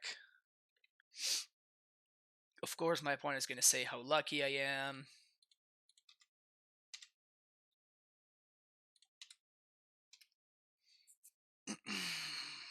Oh, my deck is terrible, but I'm so lucky. One of those statements are true. One of those statements is true. I am a very lucky person. No arguments there.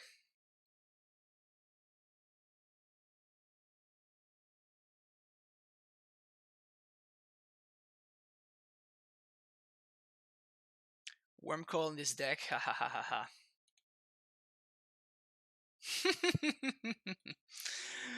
Oh man, if only my opponent knew. If only you knew.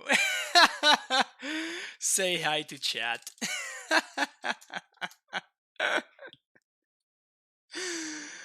Oh man, people in Moto are hilarious.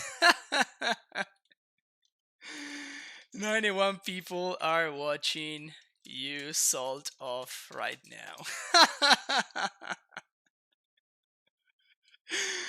Oh yeah. Oh yeah. Surprise, motherfucker.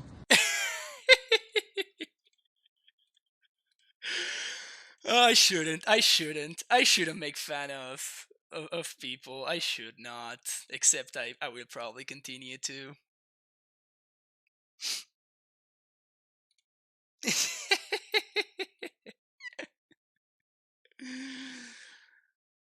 Oh man.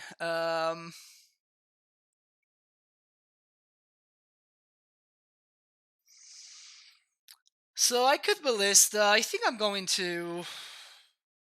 See, I'm gonna get the ballista. I'm going to explosives on 3, blow it up, kill the engineer.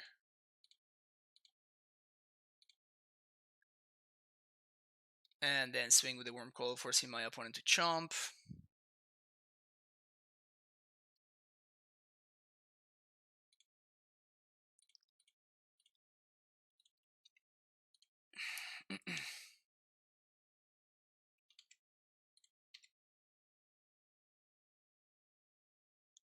Worm, yeah.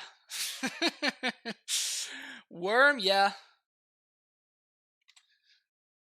We got a trophy over there. Sounds good. Sounds good. Good stuff. Good stuff. Now we got 2 worms.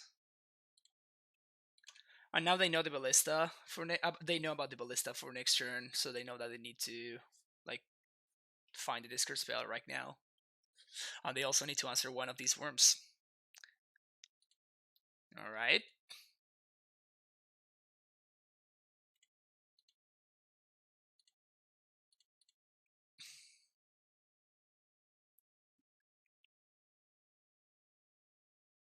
And they whiff.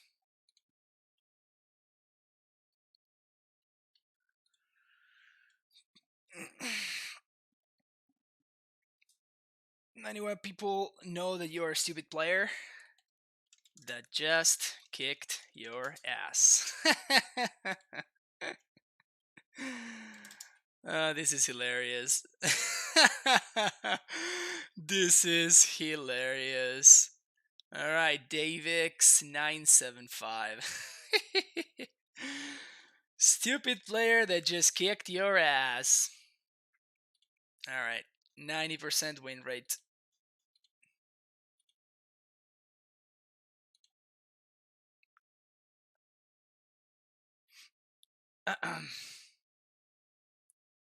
That's hilarious. Alright, they don't want to make any changes.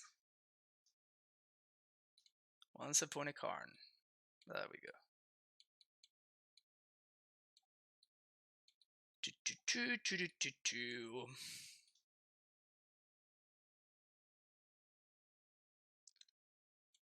What a comeback! Thank you, Stu. I appreciate it. I want to make any changes. I'm honestly still not sold on this card in this shell. I don't know if I love it. Yeah, I'm right ahead of you, Hofi. Right ahead of you. I'm not sure about this. Everything else is kind of great though. It was awesome to get to play Karn again and still 4-on-1 literally every single stupid league that we play. At this point, you just see if you can sneak in meme cards into 5-0 list. No. I never 5-0'd with a meme list ever, and I played many meme lists. But I never got the pleasure of 5-0 with a meme list. Unfortunate. The current package, even with Once Upon a Time, seemed fine. Yeah. So mostly the issue with Once Upon a Time is, uh, indirectly, Once Upon a Time is costing us cyborg slots, right? Like that is like the big downside of this card, and why I'm not just playing 4. Because like in order to play it, we have one less of this, we have one less of this. So indirectly speaking, Once Upon a Time is actually costing me cyborg slots, right? Even though that's like a weird way to see it, it's effectively what's going on right now. So that is like the cost of the card basically, and we can't really. Yeah, cyborging has been kind of like I have no idea what I'm doing basically with this list. With the other card list, I had played it for so long and I had tuned it so much that it was like the sideboarding just came pretty naturally. And right now it's kind of weird. Like I'm just kind of just switching cards. I mean, not at random, but it's definitely making sideboarding much more awkward than it would otherwise be. All right, let's try it again.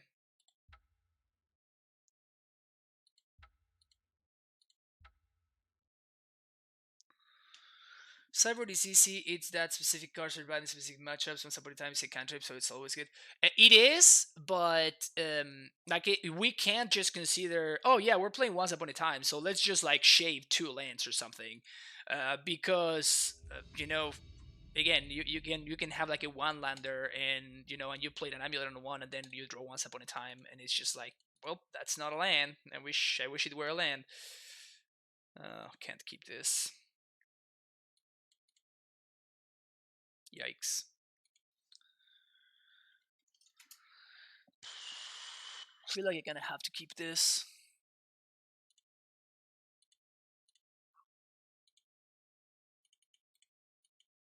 Not feeling great though. I think Once Upon a Time still defined as a one-off card. Maybe, but like at that point, why am I even playing it, right? Might as well just play something else. Grading your deck Once Upon a Time is not a reason to weaken it by shaving lands. Yeah, okay, so we're playing against Green White Eldrazi. Fortunately for us, this is a very solid matchup, and we just drew our Summoner's Pact, so everything's all is well with the world.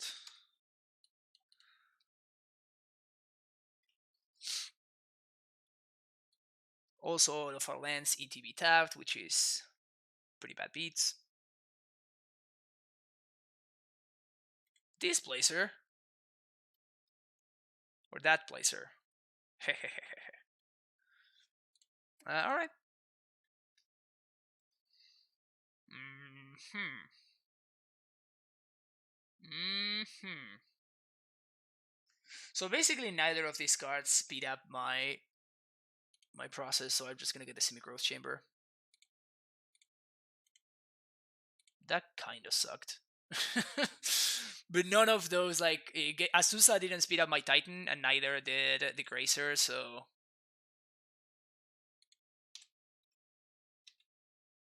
I think I do block here, right? Just save some damage while I can. Is my opponent short on lands over there? No, they're fine. Feast and Famine.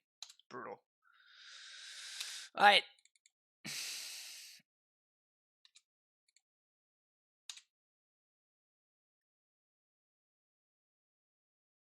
Ugh.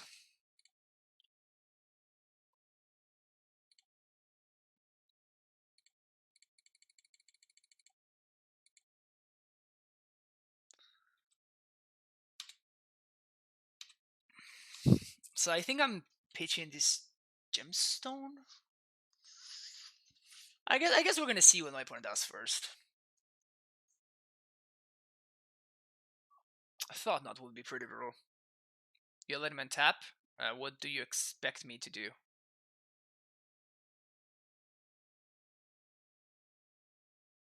Yeah, all of our lands are tapped. We were 1 mana short of using gemstone and stuff.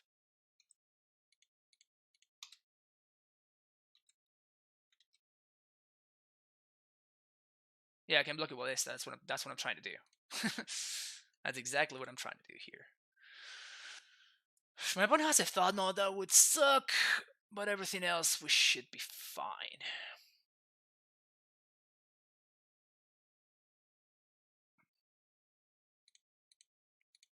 Ping. Ping.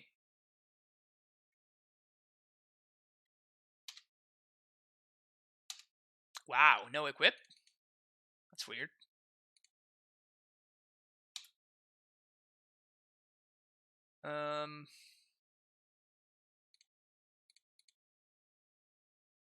Playing land so I can get field going. Get prime time. Here we're gonna do Tolaria and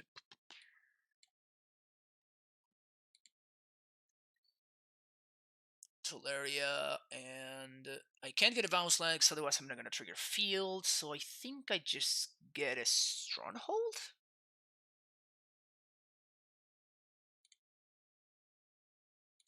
Set up for next turn.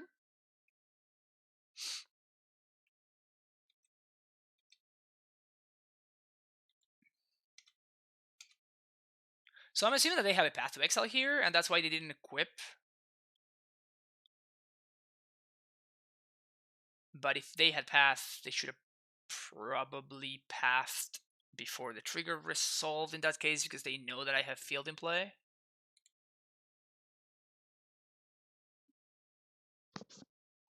Vesuva copy opponent's land. Why?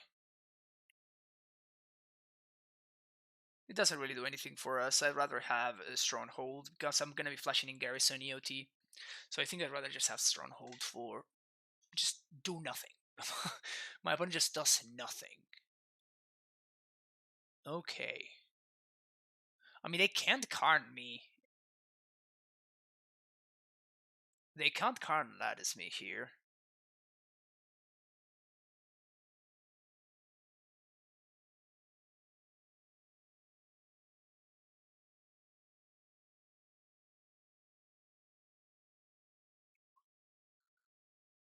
My opponent seems to be in rough shape.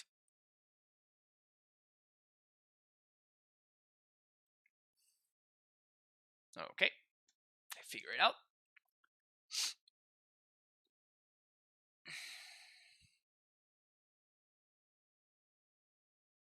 Once Upon a Time gets a Trinket. Well, no, we'll just. I mean, Once Upon a Time. I'm not playing Trinket, so. Is there something that I want to discard here? Wait. Oh, okay, because they're gonna get to untap their stuff. All right. I guess I'd rather discard this Skalny Garden.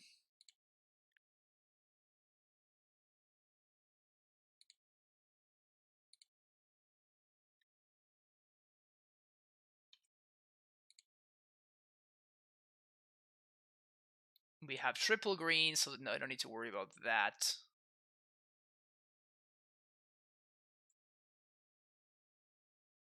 And they can't Karn plus Damp Sphere me, because they played the land already, so we should be good. That's a smasher.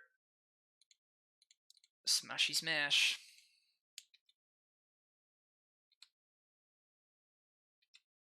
Alright, so... Yes.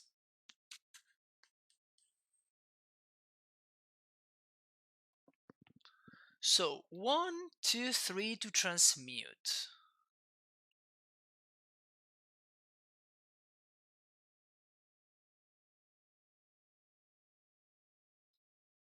Oh, 1, 2, 3 to transmute.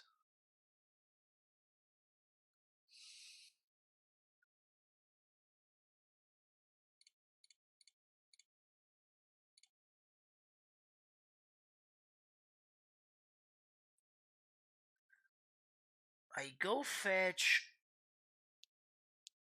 bounce land plus... No, I'm 1 mana short still. Yeah, I'm 1 mana short. Okay, so I don't need to do anything yet. No need to do anything. Got the path? You do have the path. Okay.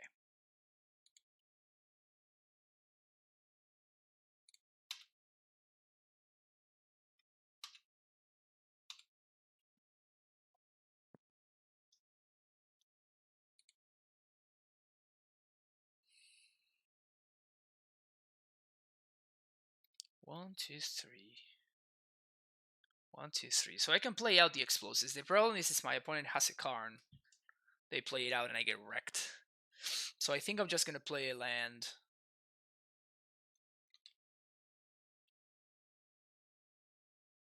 Bounce and pass a turn. And we're going to stabilize next turn.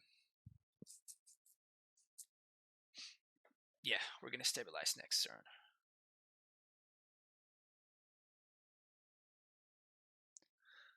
No, I'm not playing Castle today, Yamsk. I've been doing some testing with Castle and it's been powerful, but I've been missing Gentleman a lot, and I think that I don't want to... Like, we're already jamming a bunch of cards here. Like, we're jamming Once Upon a Times and cards together, and adding castles to that just seems like a little bit too much. You get a zombie, and you get a zombie, everybody gets a zombie. That is basically the story here.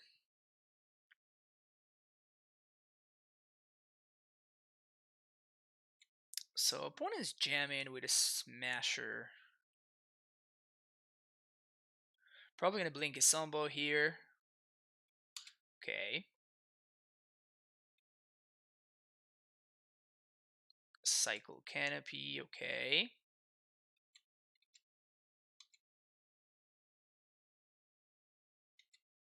The attack, I can't block, so that's that. I'm gonna discard this Scout. They untap the lands, which is unfortunate for us. But it's fine.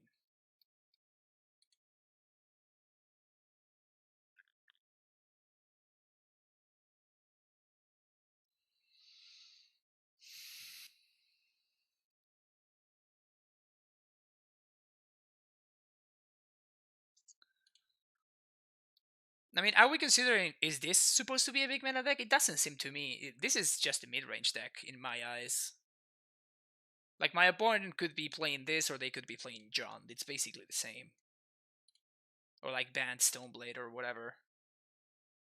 I would not consider my opponent to be a big mana deck. Like, they're like, unless you consider like Green White Druid to be a big mana deck. So that's kind of like the same kind of ramping that my opponent's doing. Okay, so we're gonna get the Tolaria West.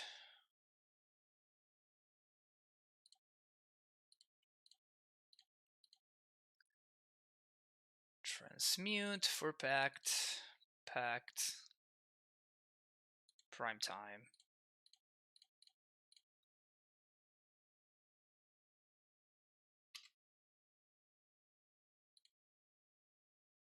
Oh, I feel like I want to get Tolaria West and Radiant Fountain here.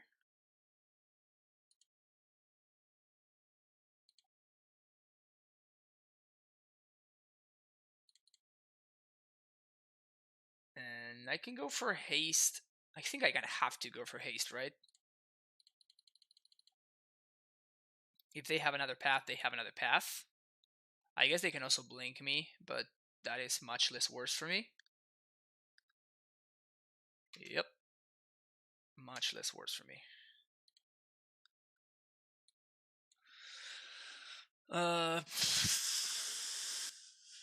The only problem is that now if my opponent does have Karn, 1, 2, 3, 4, 5, they might be able to lattice me. I think they need another land, if I'm not mistaken.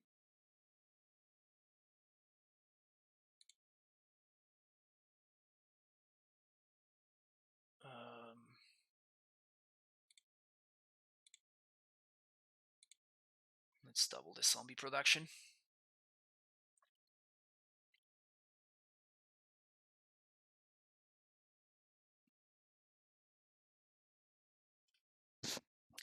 Can my opponent get through for enough damage?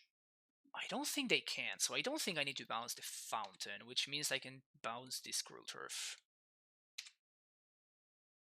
1, 2, 3, 4. Attack with some stupid zombies. Why not EE on 3? Because then I just like if I don't draw a land, I just get owned by. Like I'm not winning the long game, right? Like I'm not progressing my board state unless I draw a Titan.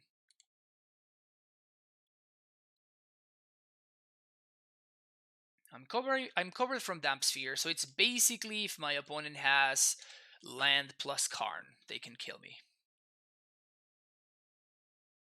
But that's pretty much it. Karn plus land kills me. Anything else, I think that we beat.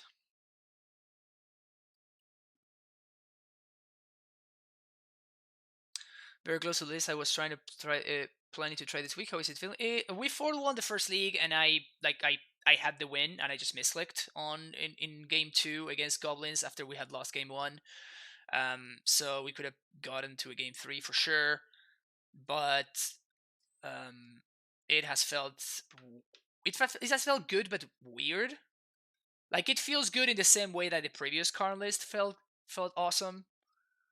So it's not like basically what I'm trying to say is I'm still not sure whether Once Upon a Time is making the deck better. Let's put it that way.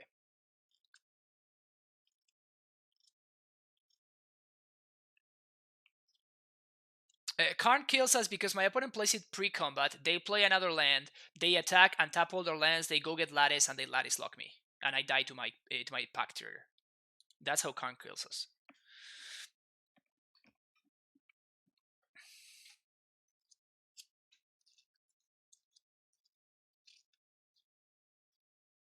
We could also die to like a Ballista or something, but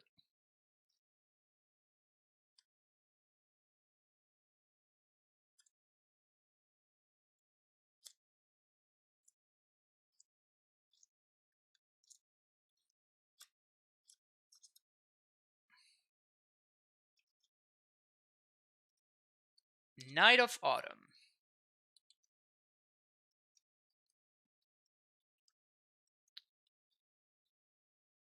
Alright, I'm liking my chances now. I'm liking my chances now.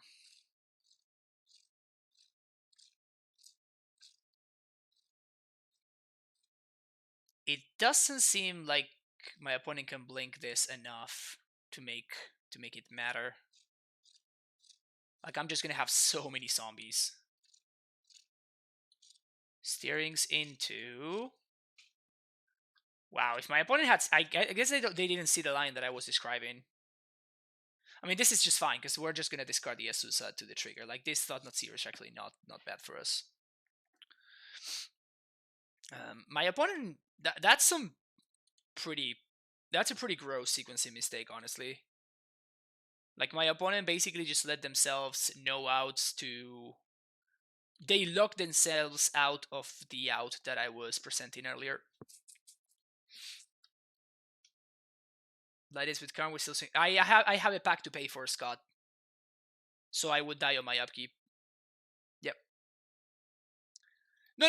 We're not worried about the lock. It's the fact that I cannot pay for my pack that kills me. It's not the lock in and of itself.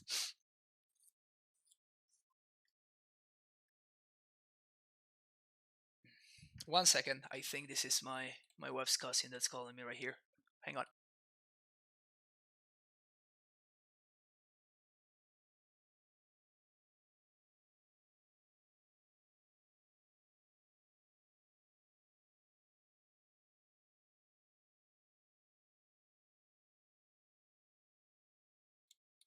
All right, we good. My opponent just did nothing.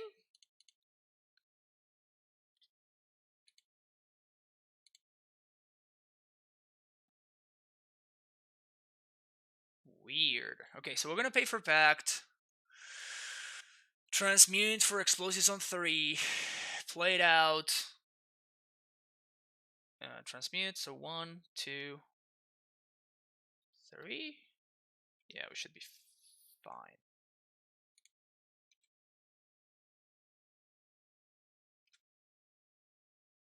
One, 2, 3, 4. Alright, so we're gonna transmute here.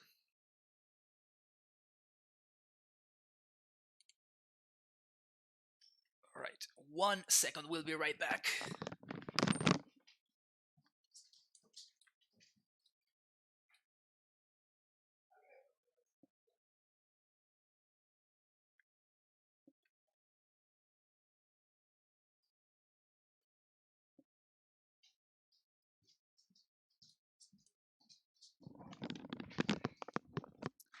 Alright, we're good now.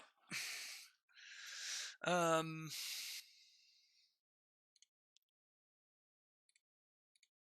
2, 3.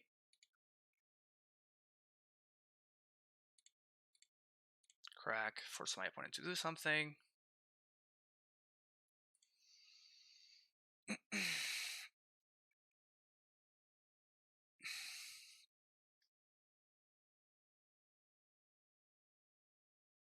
Yep, there you can see. Alright. Braids, yes. Queen, Baloth, Force, Sage, and I think Excavator too. Alright, sounds good. Hasta luego, Elfkid. Gracias por pasarte. When wife calls, run. Nice. Nice.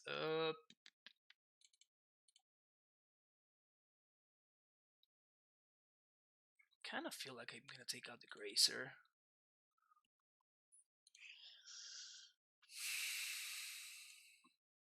I think these lists are like super afraid of big mana, so they play like 3 Damping Spheres in the sideboard, which is pretty absurd and very annoying for us, but I'm gonna try to play around that properly. And they have like Knight of Autumn and like different ways to answer our amulets, so I'm not very excited about having multiple copies of that. So if we find any untapped source, this is the turn 2 kill. Science. Do we science this with this hand? My opponent is a luckmonger though. So considering that they are the luckmonger instead of me being the luckmonger, I think I'm gonna mulligan because I'm not gonna get lucky. Alright, we have another double amulet hand. Sounds good. We're gonna keep this one. I think we're gonna bottom the force. Yeah, I'm gonna bottom the redundant titan. We might need this to get rid of the dumping sphere.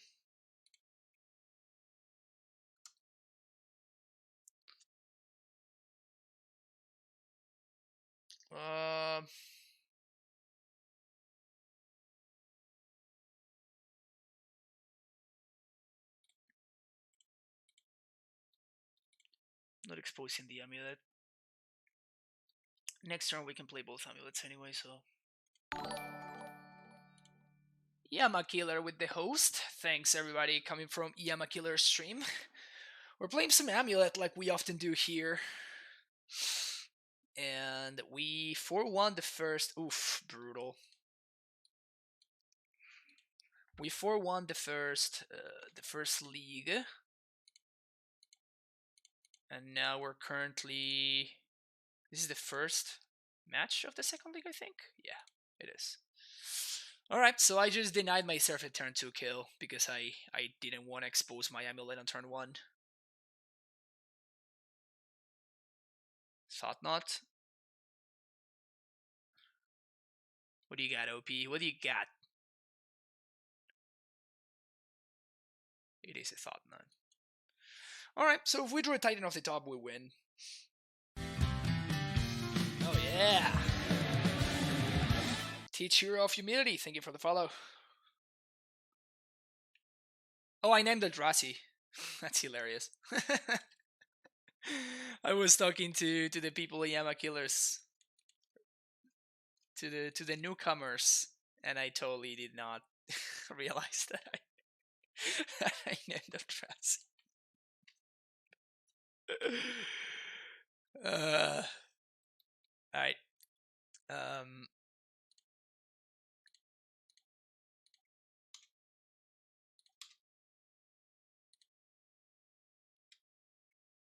Bounce. Play Asusa.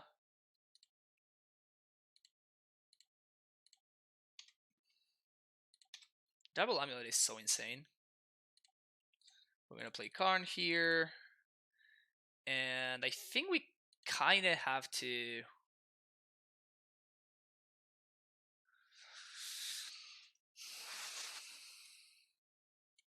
We can Ballista for 3.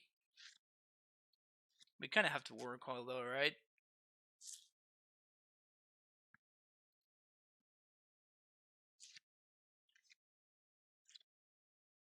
Yeah, that sucks. So if my opponent has a path, I'm gonna be in really bad shape.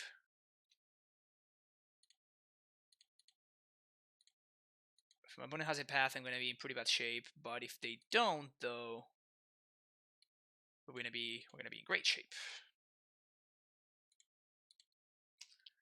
Because I don't know if you've ever known the interaction between Amulet of Vigor and Eldrazi Displacer.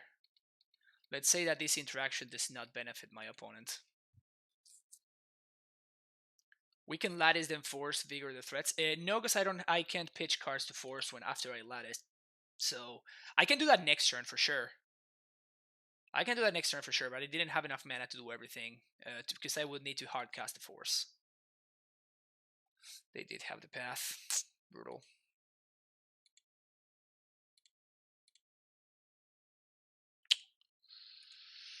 Well, that sucks.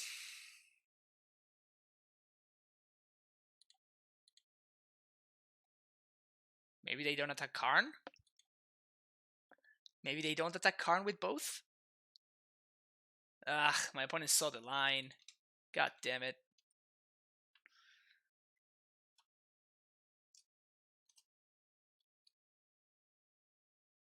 Ugh. Displays my Thought Knot?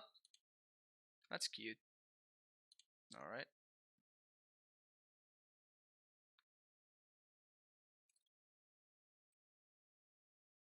Wait, where's my draw trigger?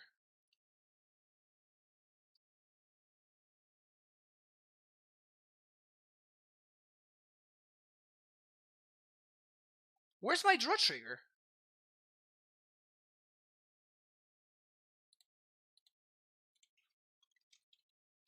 Where's my draw trigger?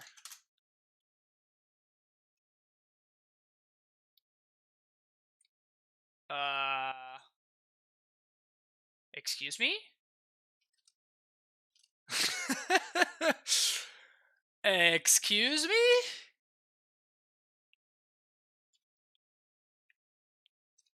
So now I now basically have to beat my opponent having infinite like draw step thought seizes.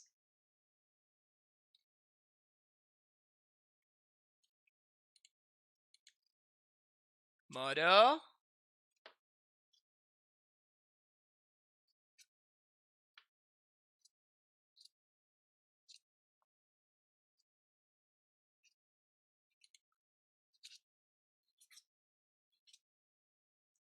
Uh, hmm.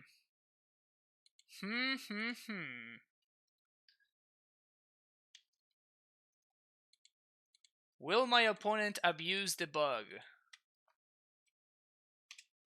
Will my opponent abuse the bug? Looks like they will. Yeah. Alright, so this happened twice. So, yep, that's a bug.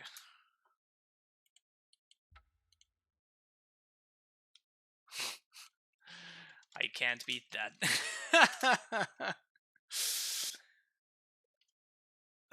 Okay.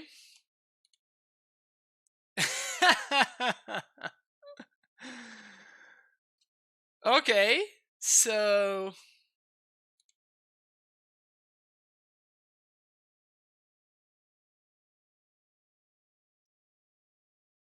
be right back, building opponent's deck immediately, kinda, right? Yeah, I'm certainly gonna be filing for comp with this one. Because that is pretty messed up.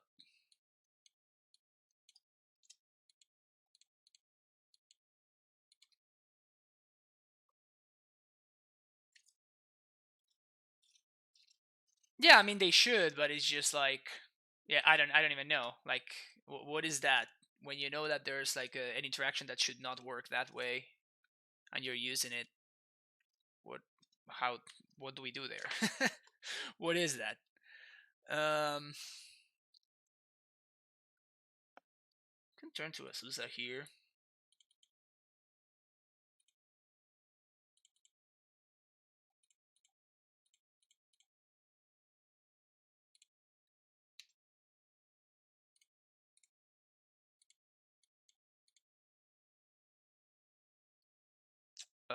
Yeah, I think we have to get the Karn here. If my opponent has a Thought Knot, they have a Thought Knot, but I can't really do anything about that. I need to find the threat.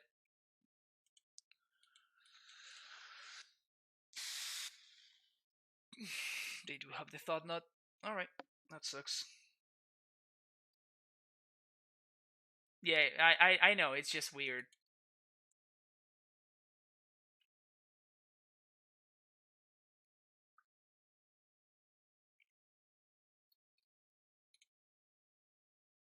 So we're gonna add black.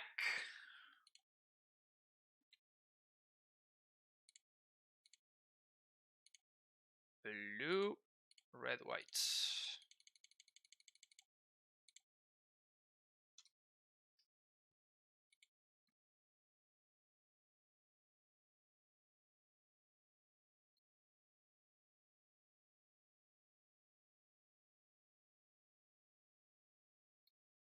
Yeah, that is certainly weird for sure.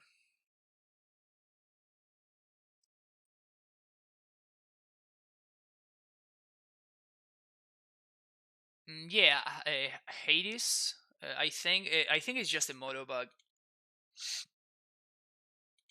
Just a moto bug. So here we're just gonna chomp, I think.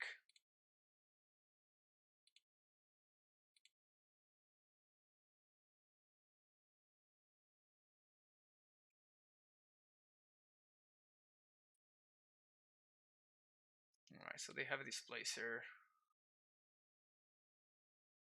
Now what?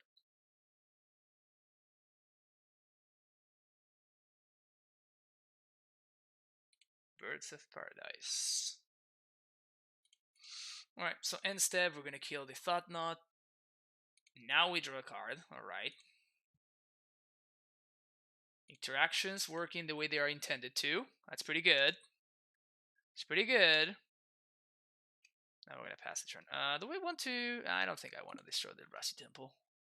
I could go squatter it, but this I have exactly enough mana for Titan Asses, so can't get Thoughtseize with no cards in hand. Well, that's kind of the point. That's why I did what I did. Of course, my opponent has a Thought Knot again. Yeah, so I'm just gonna lose because of the bug. Yeah, I'm just gonna lose because of the bug, because I just get no more draw steps anymore. Sounds good.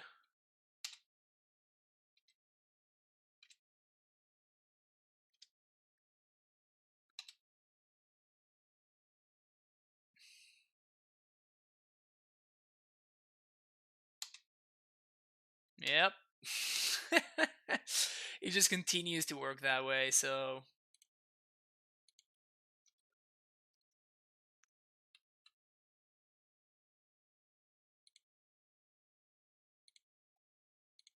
Sweet. Sweet, sweet, sweet.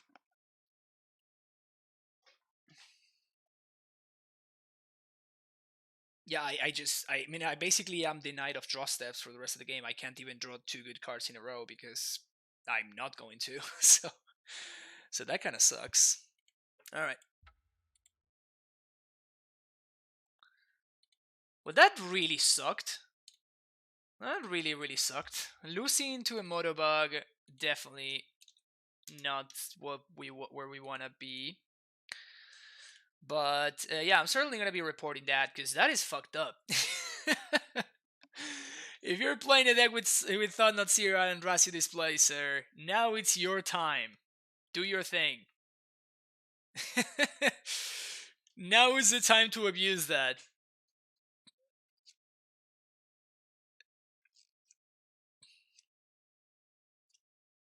I guess they're out is drawing field that drawing bounce or but yeah, that's what I was trying to do. I was trying to like play around, like trying to draw into Field of the Dead, but at that point, my opponent has protection from black, so I can't even block, so it doesn't really help me. I'm gonna keep this hand, and I'm gonna be very sad if my opponent answers my. I think I go on turn one. Oh, okay, so I'm definitely going for turn one amulet, so I don't. So this is because I expect my opponent to have like Syrian Blades and stuff. So by playing turn one Scout, I am enabling the turn two Syrian Blades, right? And by doing this, now I am oof. Okay, so I'm gonna. Ugh. Okay, so I need to Asusa. So basically, I'm not gonna get a turn 3 because this Eidolon is gonna kill me. So I am going to play as if my opponent kind of doesn't have an Eidolon.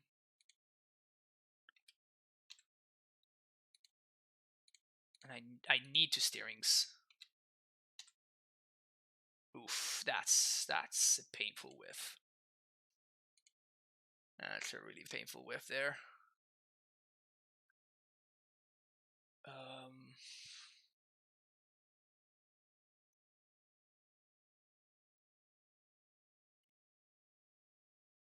so I'm gonna be down to 8, and I'm gonna die to like triple burn spell.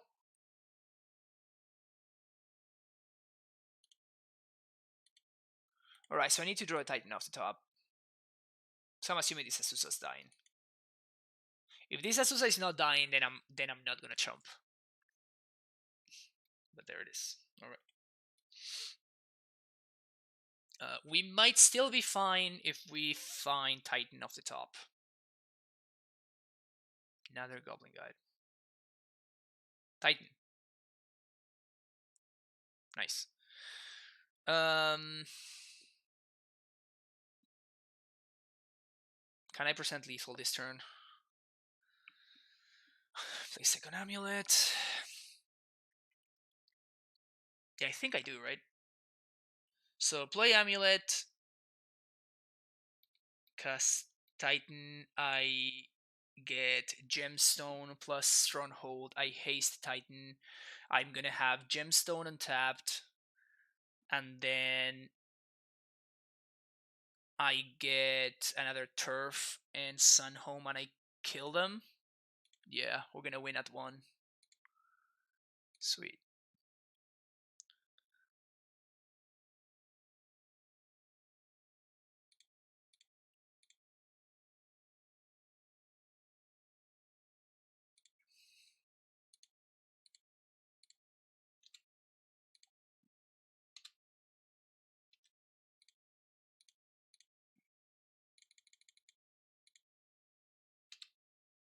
Yes.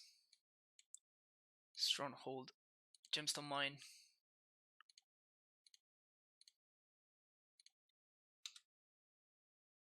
Float a red. Tap. Opponent's at 14. Combat. And it needed to be exactly Primeval Titan. It couldn't even be Summoner's Pact. Sunhome and Gruul Turf. 1, 2, 3, 4. Yep. 16.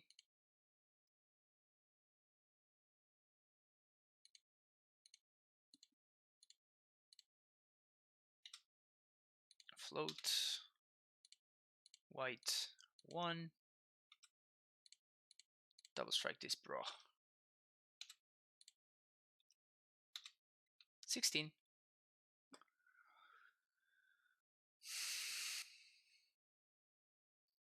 Yeah, if my opponent had had a 1-drop burn spell instead of a Goblin guy, they would have won. Which is kind of hilarious. We want this, we want Sage, we want Baloth. Don't want Karns, don't want Ballista.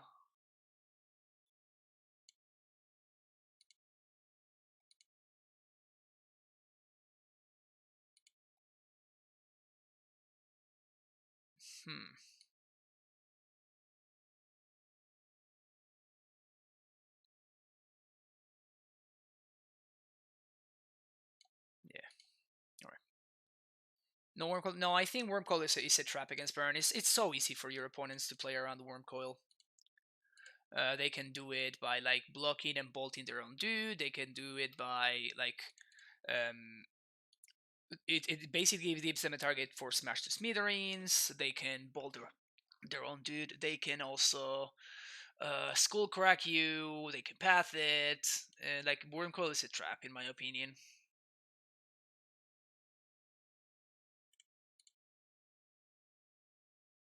Once upon a time, get Simic Growth, and I think I'm going to play Cavern. Giant.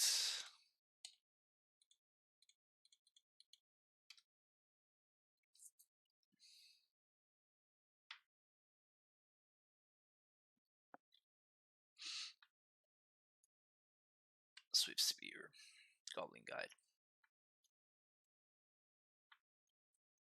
A Braid. Play Amulet. So this is a turn 2 now? I'm so sorry, opponent. I'm sorry, OP.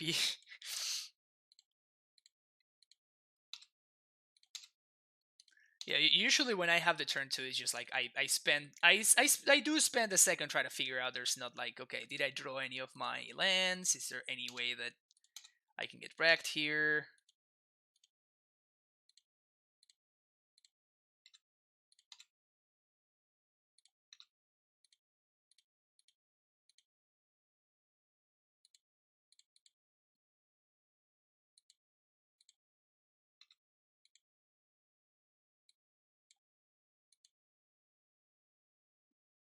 Player on Slaughter Pact. I'm gonna play around my opponent F6ing. Haste. And haste. Combat. Attack. Suva. Sunhome. Suva this.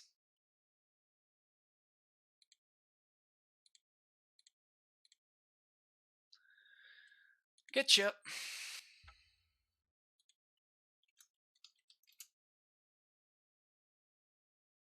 I don't usually feel sorry for the burn player, but I do this time.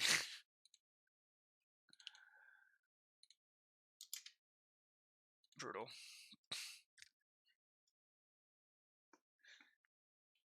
Turn 2 feels good after last round bug loss. Yeah. It does. It does make me feel a little bit better.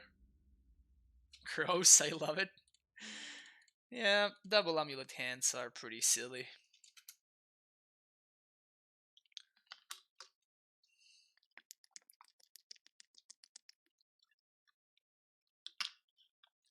Nah. Yikes. Sorry about that.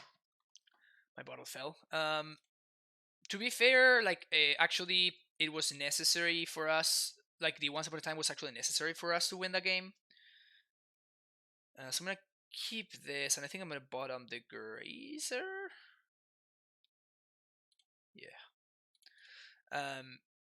Because it found me the Simic growth, and I needed, because I didn't draw a Titan, I had to transmute for it. I needed the Simic growth to be the bounce land that I had access to, which ended up working out. Ugh.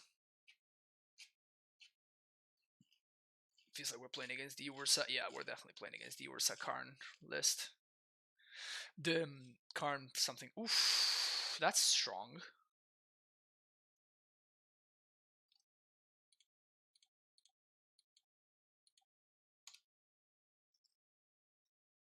That is pretty freaking strong.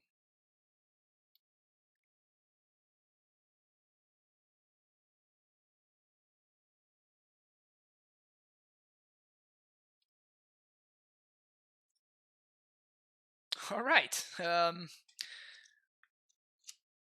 Looks like I've been turned one Emry twice. Doesn't feel good. One of them found the E, so they represent the E and one for the rest of the game. That sucks. Even if they don't have EE, this is like basically infinite value. And also my opponent keeps fetching for non-snow lands. Well, like, what the hell? Why are they doing that? You have an astrolabe in your graveyard, opponent. Just get stupid snow lands. Don't fetch for steam vents.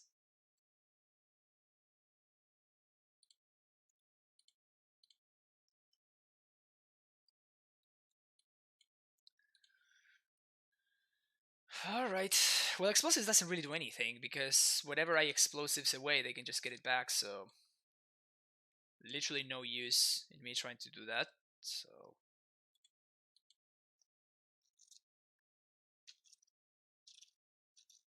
if my opponent doesn't have anything busted here, this might be like the Jeskai Ascendancy version, actually. Now that I see their mana and stuff. Are you going to test Once Upon a Time with Eldrazi? I might at some point. I think that's a cool. That's certainly like a cool version of the deck. All right, that's an Urza. So maybe they're not playing Jeskai Ascendancy.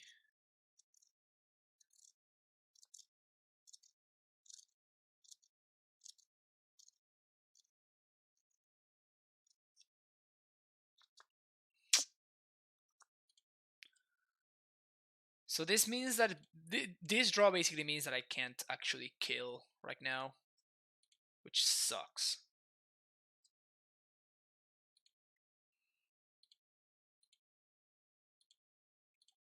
Yeah, so I think I'm just gonna play the Azusa here.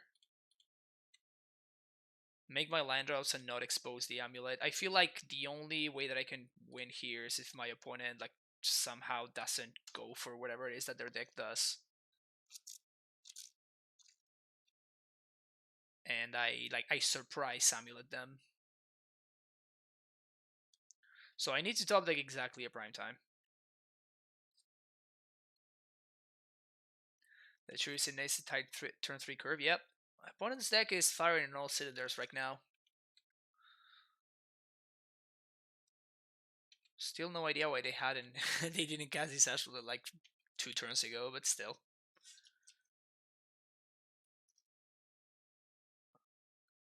So now I need to find the Titan. If I find the Titan, I think I just win.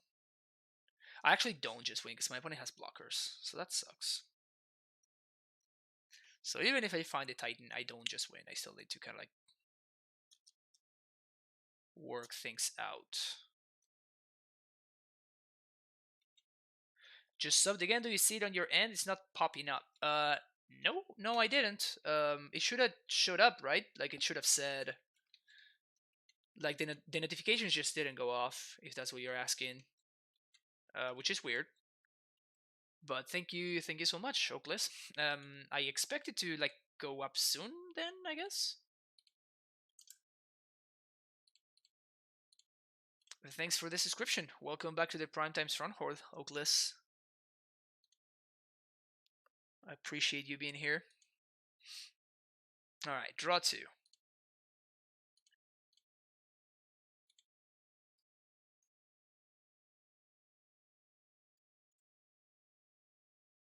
That's a neat interaction, by the way. Sigh. Okay. So this is the turn. Prime time off the top, please.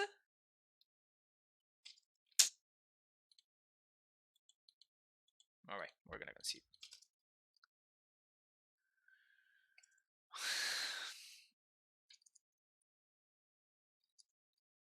Yeah, Karn wouldn't have done it either. I was trying to figure out whether Karn would have been okay too, but I don't think so.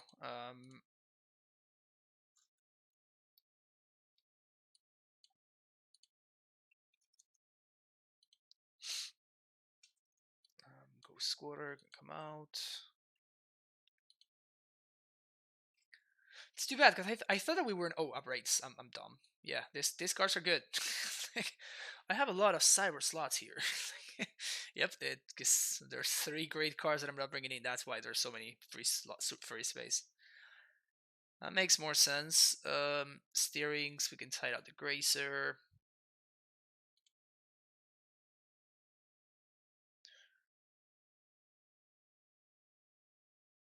Hmm.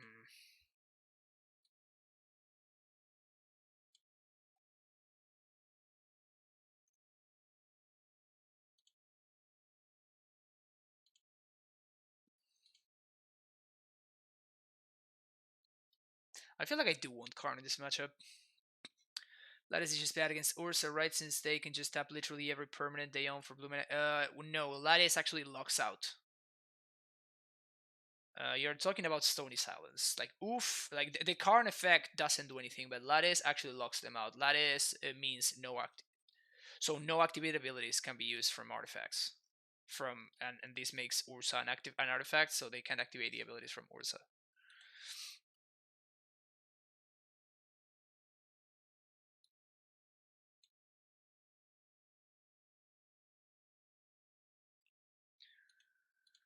I kind of have no idea what to sideboard out here as the last slot.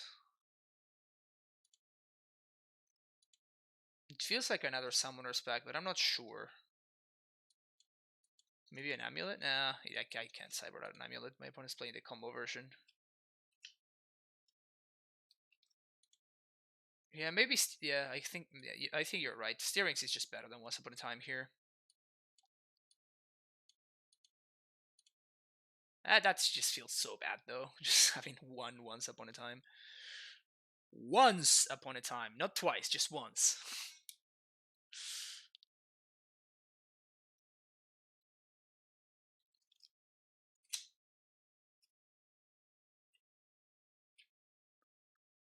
Blue Pact is worth it. I mean, I have to give myself the out to draw Blue Pact in some scenarios.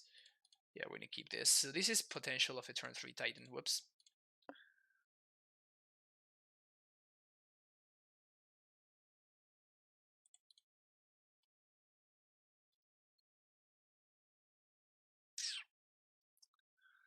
That's a very slow Titan, but it's a Titan nonetheless. So we're gonna keep it.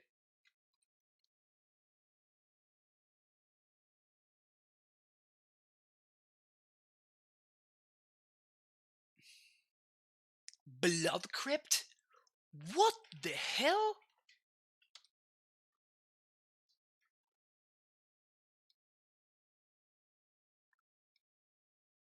Why is there a Blood Crypt in my opponent's deck? Holy shit.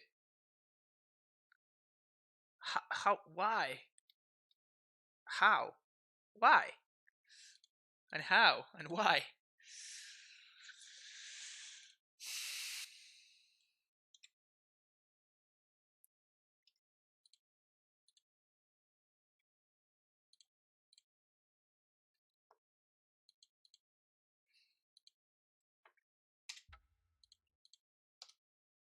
Okay.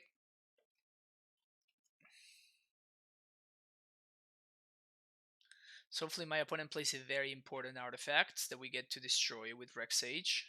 Thoughtseize.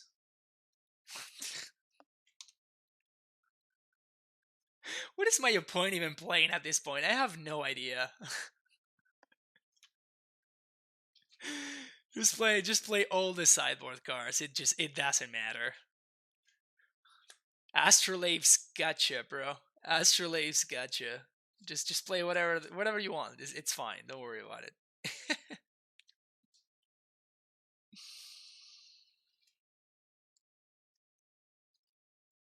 Yeah, you see, it's fine. It just doesn't matter. They have Astrolabe. They can play 7 colors if they want to.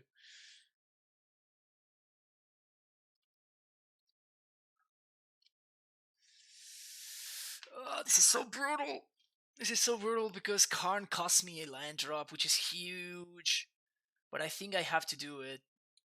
God damn it. That sucks.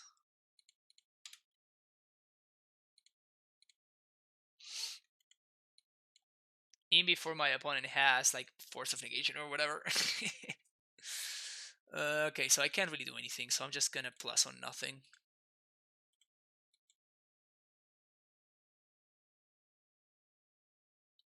Why not leave the Simic out? Because this is what I got off the steerings. I don't understand what you're asking me, real cheese. Like I have not had a chance to play the Simic before right now. Oh, you mean right now? Yeah, I guess you're correct. Yeah, I should have bounced the Girl Turf instead. Yeah, yeah.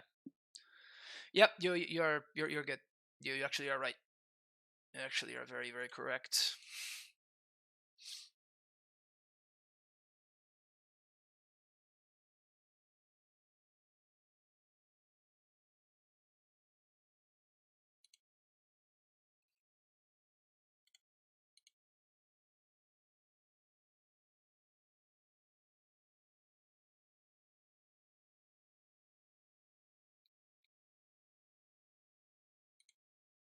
I plus again, right?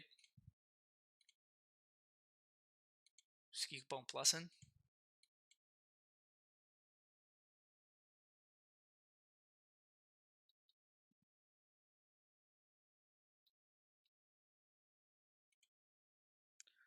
And then eventually I can just minus for explosives on 0 and blow everything up.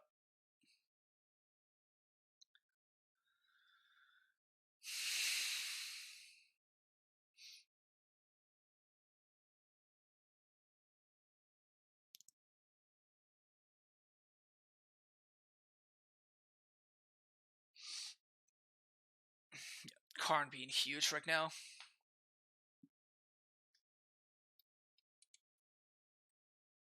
What are you going for, Karn Ultimate? Yeah, I'm going for Karn Ult. It's the best play right here.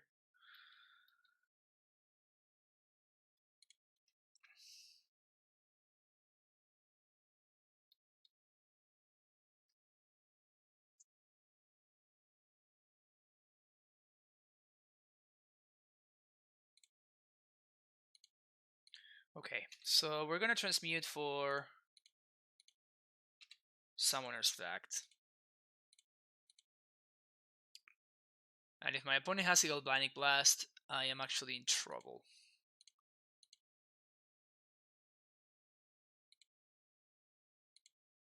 I'm gonna play Explosives for 0. And on my opponent's upkeep, I'm gonna blow all their stuff up.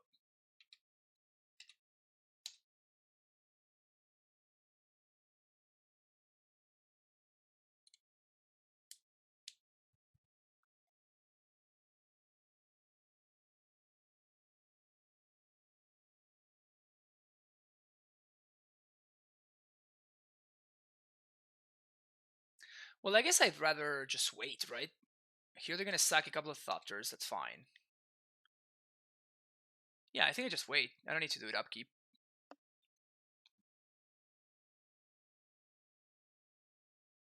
Yeah, my opponent's just playing Father into my Karn.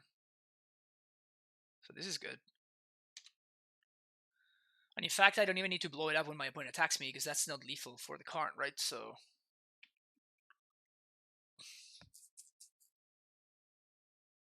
Damp Sphere.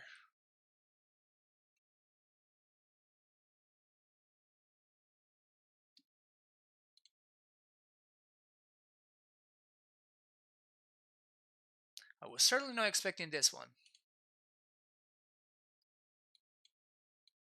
Alright, so my opponent is not playing the Paradoxical Outcome version of this deck.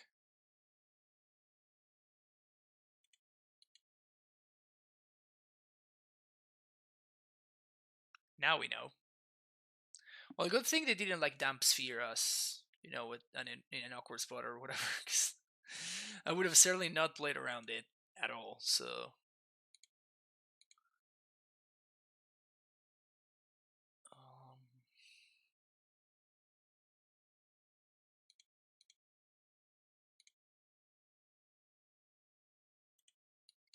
all right, get us there, Karn. Get us there, Karn. Come on, come on.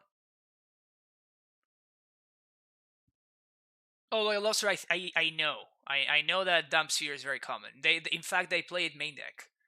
But I was putting my opponent on the not the Whirza version of the deck, but on the other version of the deck, the one that plays because they showed me Sai in game one, right? And because of Sai, I assumed that they were on the PO list that has been running around lately, but apparently they are not.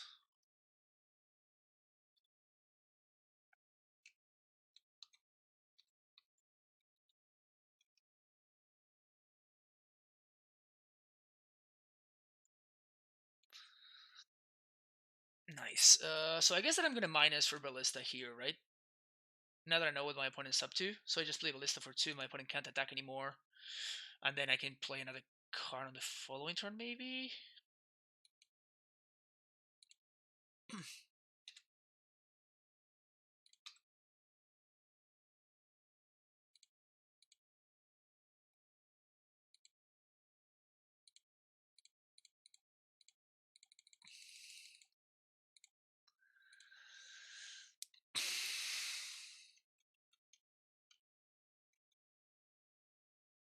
If they do answer the Ballista, they can kill the Karn, but I have a second one, so I don't really care. Just bought Hammer Time, turn 2 combo on a budget Titan, and I put over in 6 and get my mana base upgrade handed to me. Nice. Yeah, especially because of the Witching Will. I thought that the Witching Will was only played by the Urza lists that were running Paradoxical Outcome.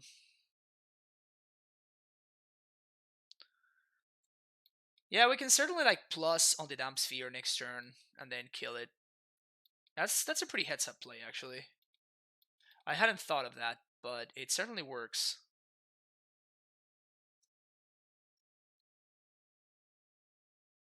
Certainly works. It does assume that our Karn survives, but that's a very cool line. I like it.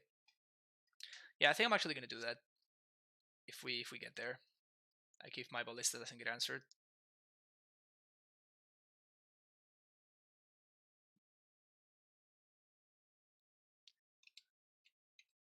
Opponent is frantically drawing cards. They attack. I mean, I'm just gonna block.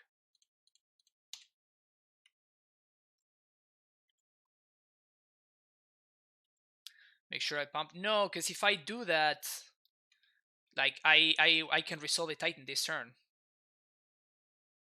right? And attack for lethal.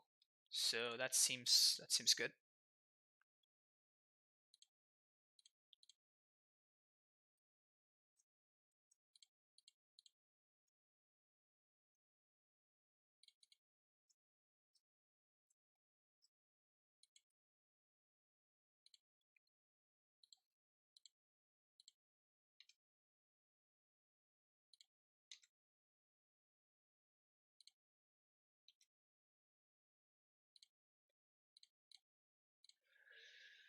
All right, so white floating. Yes, yes, yes. So Gemstone Mine, Slayer Stronghold.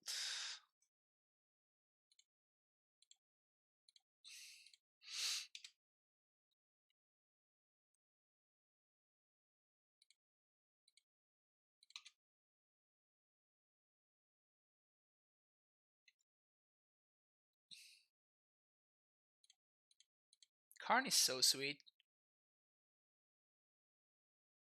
Like for real. For real. Like how sweet is that? That's freaking amazing.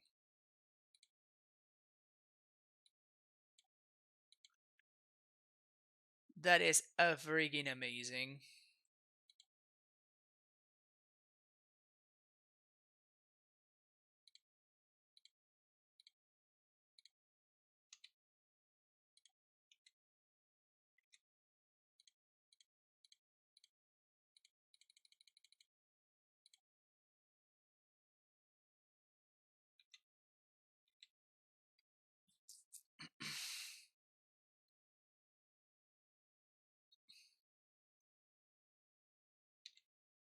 Second, I mean, I could have played second Karn on Lattice as well. I mean, I haven't shown them the Lattice, so usually when you're in those kind of spots, it's better to just you know try to go for the most efficient line, I guess. Having and knowing that my opponent is not on a PO list makes me way less excited about this Pact of Negation because they're way less likely to combo me out. So I'm going to side out the Pact of Negation, and we're gonna bring back another Once Upon a Time. I think everything else is pretty much okay, but this is much better for us. Like you saw how insane Karn was that game, which is oftentimes not the case against the PO versions. Imagine if you had access to Sakama that game. Shut up, grilled cheese. I will never imagine that. I have a pure mind. I have a pure mind.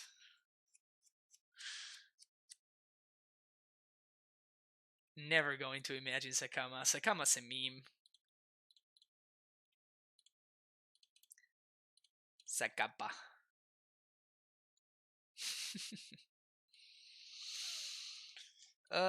Yep. Gonna sneak this hand. We got interaction. We get Once Upon a Time to cantrip us into the goods. Keep opponent also keeps 7. Oh yeah, Sakama is indeed a meme. Actually, I'm going to not F6 here. Because if they thought it's me on 1...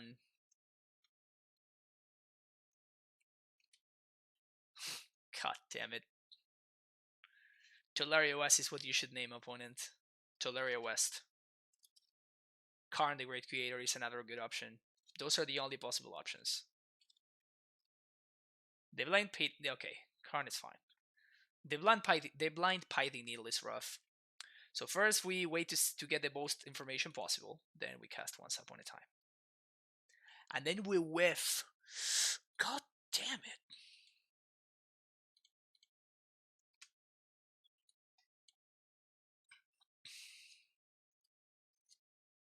Jeez, it's been rough. Life has been rough over here. No turn 2 plays. Good for the home team though.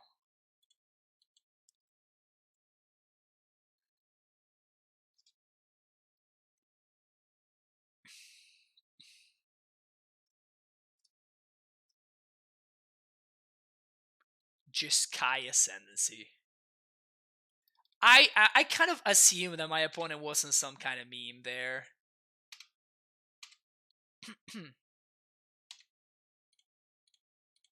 Okay, so my opponent is kind of all over the place, I guess.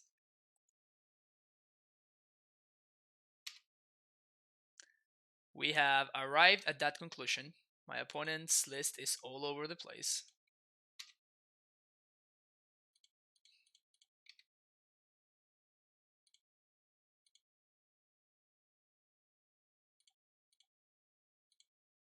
And I'm gonna plus because of Galvanic Blast.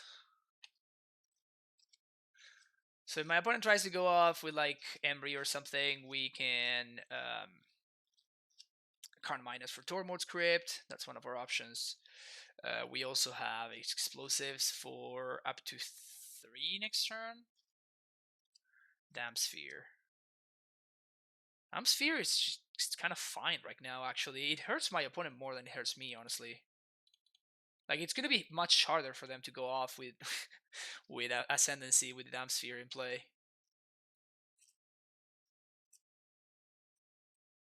This Once Upon a Time was as bad as the movie. Nice. Nice.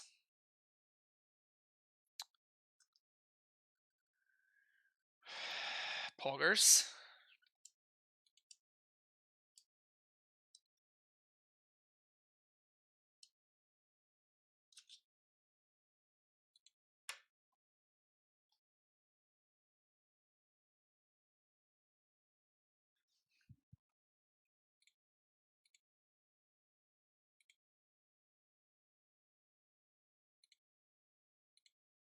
I think I'm gonna let them attack. With Damping Sphere in play, my opponent cannot kill me.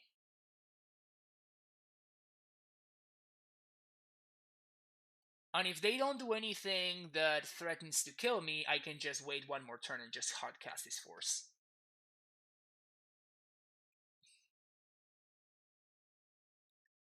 Sahili?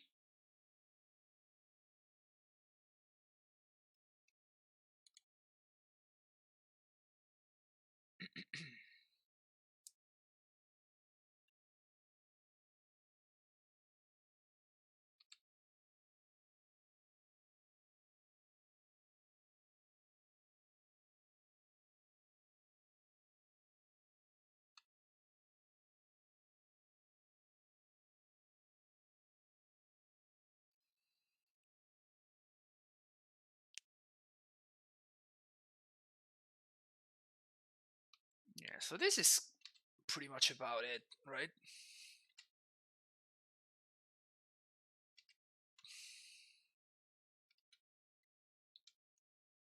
So I just hardcast the force.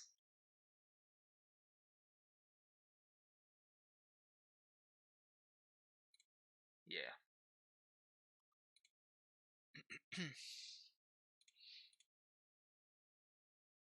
Plus on nothing. And again, I'm kind of interested in my opponent having this Damping Sphere for the turn. Because it slows them down even more than it's slowing me down. So I'm kind of using this Damping Sphere to my own advantage. On my opponent's end step, I'm gonna blow both of these up.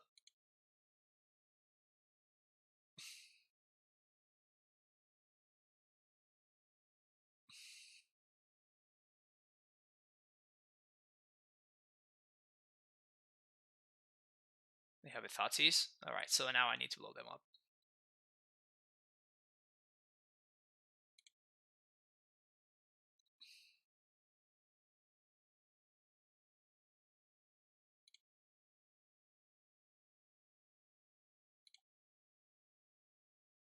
Alright. Force, cast here, and here.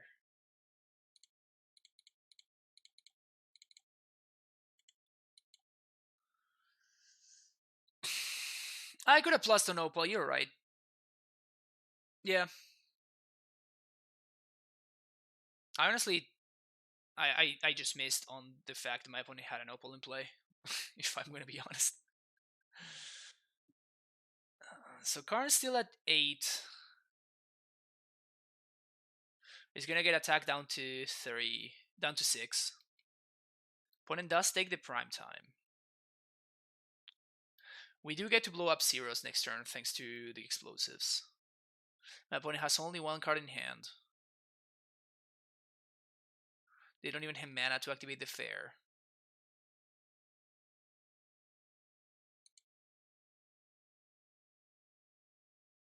Alright, yeah, my opponent's deck seems like it's wanting to be a little bit too many things at the same time. And is not doing any of those things well. That seems to be what my opponent is doing over there. Um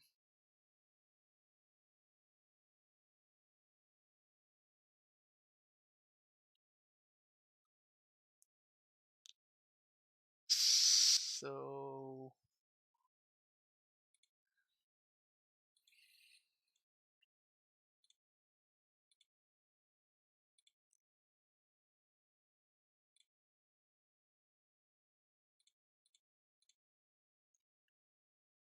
I could Lattice here, I know about that, but I think it's more important for me to kill this Healer, right?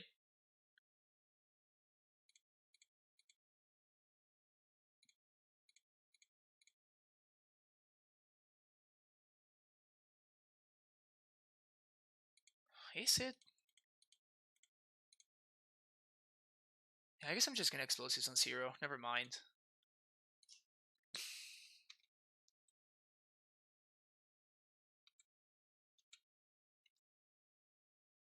No, I don't want to let it because if my opponent's last card in hand is a Galvanic Blast, I literally just lose the game on the spot. Until I know what my opponent's last card in hand is, I think that going for Lattice is just a mistake. I need my opponent to tap out, and then I can go for Lattice, but it's too risky. Like, we still have Once Upon a Time in hand, which we can use this turn to cantrip.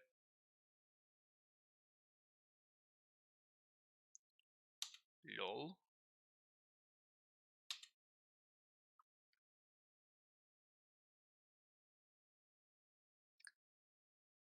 This turn they won't have Metalcraft. I don't think that Metalcraft does anything. Like, in fact, I actually want them to tap out, so I don't mind them having, you know, one more turn of doing stuff.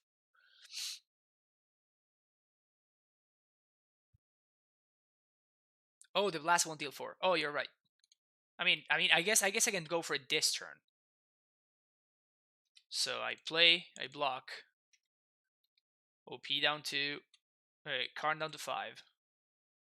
And now EOT after they've played all their spells. I can Once Upon a Time. The Whiskey, on Tularia West. Crack Explosives.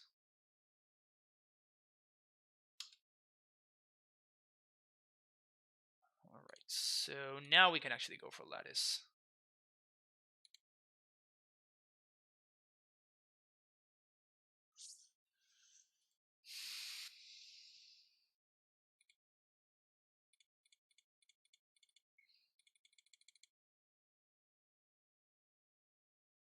Alright, sweet. My opponent can play zeros and make tokens. Lattice is enabling my opponent's Inventor's Fair. That's hilarious. That's really funny.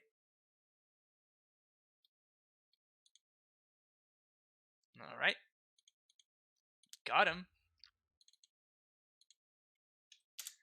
Yeah, it does feel like my opponent went a little bit too deep. They were not like the PO version, so they were like super combo centric and straightforward, and they were not the Urza version, so they didn't have like all the toolboxy aspects of the Urza version. So they were kind of like stranded in between, and they were not a good version of either deck. Okay, I'm gonna keep this. It's probably not a great keep,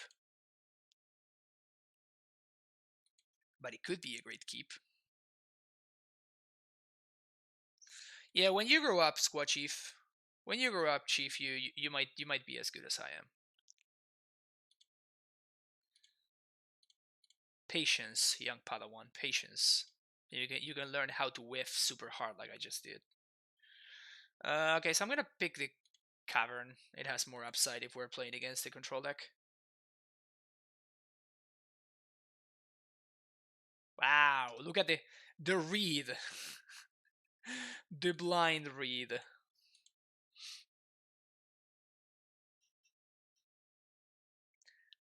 All right, can we find like any way to ramp in the top 15 cards for deck? I guess we did bottom a scout with the steerings, which was kind of brutal.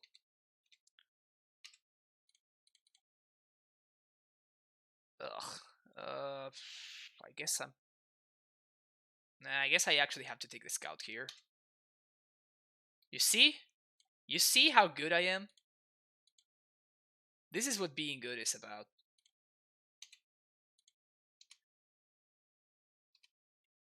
Making what looks like the worst play and then getting immediately rewarded. That's what Magic is about, you know.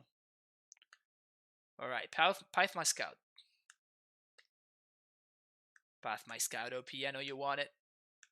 I know you want to path me. Okay, this is also good.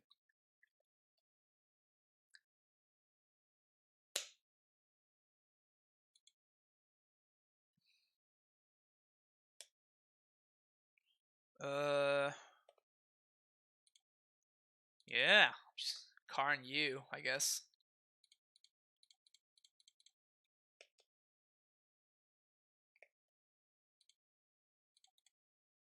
And we're gonna minus for Needle, I think.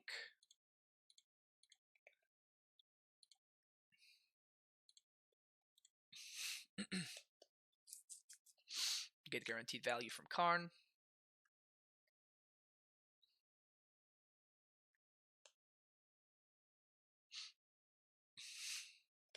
If we were playing Crucible, I would have snapped off the Crucible right there. But we're not, and I still think it's correct to not play Crucible. Steerings. For field, love it. Steerings. Another bounce that would be nice. Thank you so much, deck. Play field. Plus on nothing. Pass the turn.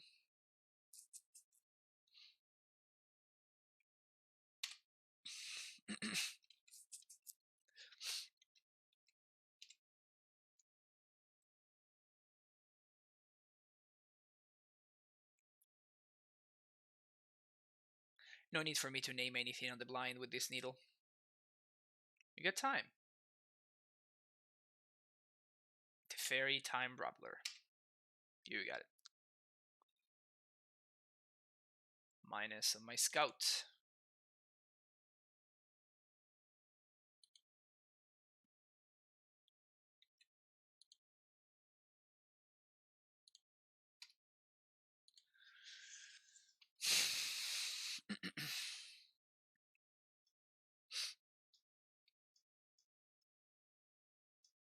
Needle on path to exile. That's funny.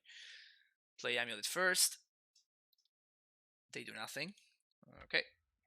Name Giant.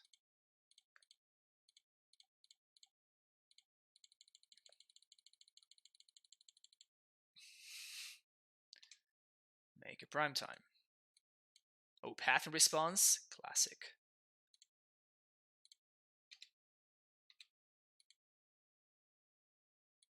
Classic path your prime time in response. 1, 2, 3, 4, 5, 6. Yeah, I guess we're doing this.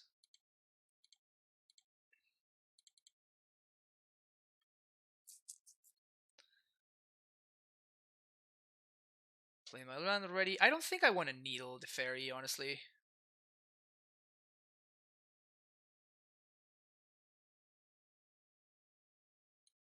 Seems like a pretty low EV play, considering most of the value that Teferi is getting is through its static ability. So, I think I'm just gonna chill.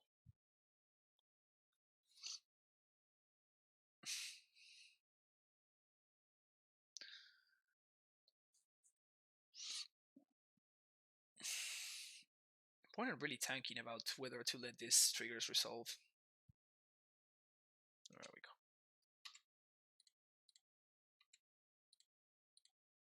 Transmute for Summoner Spect. Play this. Plus on Amulet. Oh!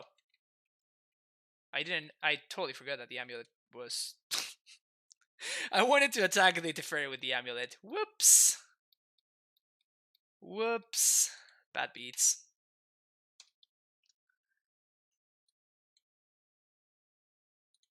So now if my opponent has a Wrath, they get to tag my Amulet for free. It's kind of brutal. Mistakes were made. I guess it was all a bait. It was all on purpose, because now I can minus for the Amulet and get it back. It was the mastermind. Oh, the place. Oh, the place. Oh, the place. Oh, the place. Poggers. I think I'm gonna attack first. See what my opponent does.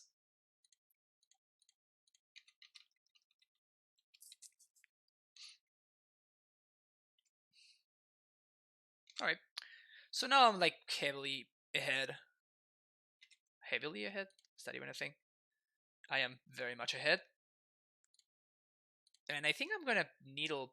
No, I'm not gonna needle colonnade because if my opponent does go for a colonnade attack on Karn, I just win. So I think I'm gonna go for Jace the Mind Sculptor.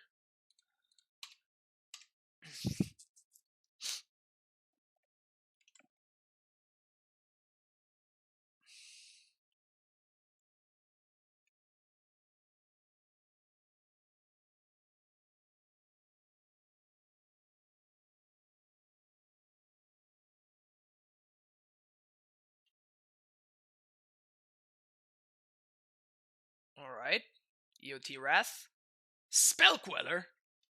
Oh no.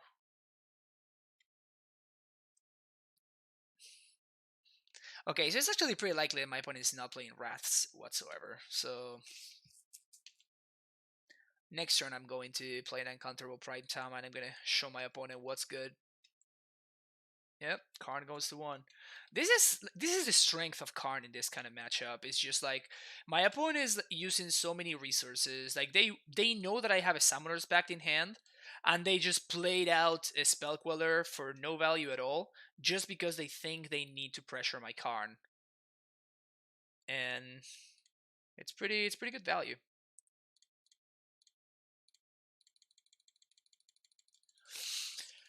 It's pretty good value.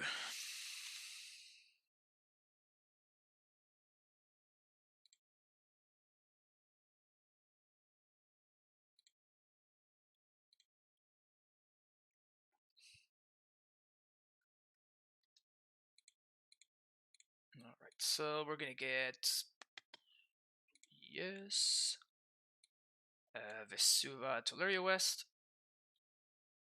Yeah. Yeah.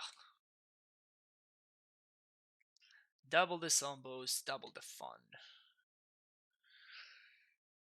Play. Yeah, so I could play another Titan, but I would be jamming it into counter magic, and I'm so stupidly far ahead right now that it doesn't seem worth it for me to do something like that. Plus on nothing. Gonna play my land, and I'm gonna transmute for Pact of Negation. But there's very few plays that my opponent can make that are going to. Oh, that's right. I'm not playing Pact of Negation. New Lease beats. All right. So next turn we're doubling up. Next turn we're doubling up. So one of these Titans is gonna get the Ballista. I mean, the zombies are winning the game already, right? Yeah, exactly. It's just my opponent just concedes. It's like the zombies are just lethal. My opponent needs to be wasting. They need to be wasting cryptics to not die, and then we just kill them. We want Sage, we want Excavator, we want Queen, we want Fry, and one Upgrade. Until I know whether my opponent is playing Stoneforge or not, I'm going to only bring in one Upgrade as soon as they show me.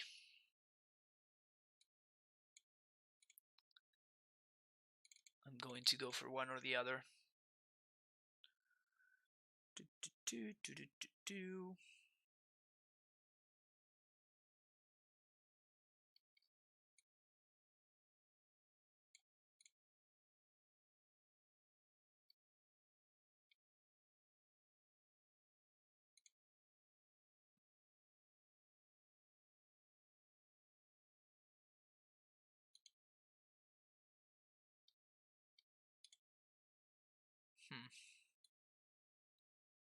I think I don't want to cut that.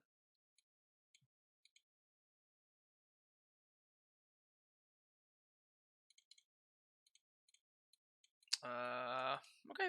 I like this hand. I built it, Crimson. I built it the other way around. I used my previous Karn list and I cut the Pact of Negation, which as you can see, I'm still not used to not having access to Pact in this list.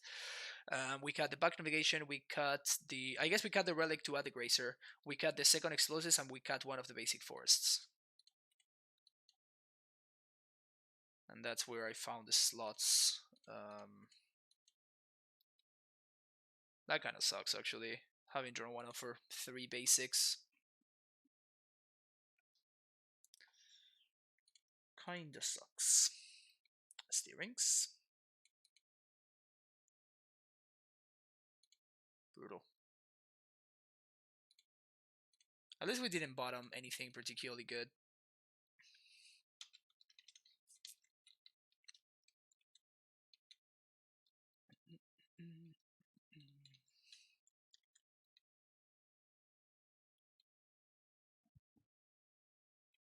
No, but this is in the main deck.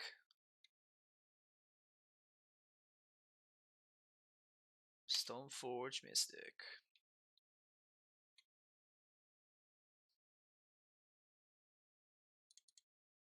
No land drop. Yikes.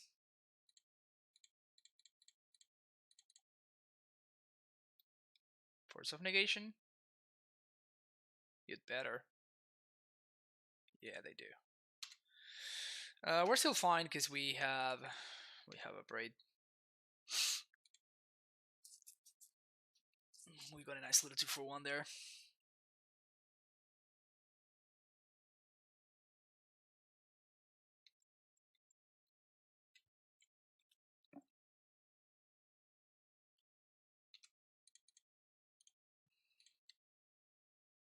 Wow.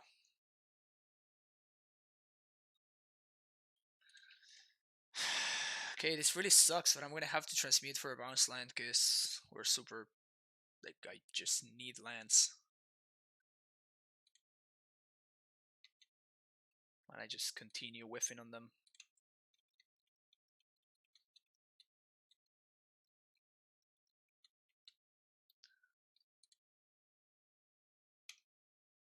They flush something in. Sword. Alright. If they go for the equip, I'm gonna wait until they attack.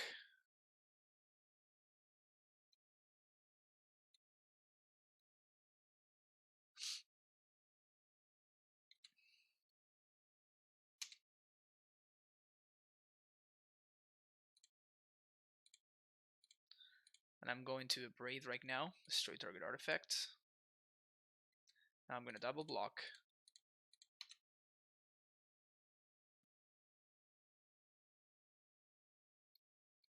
Wow, we've been drawing extremely badly so far.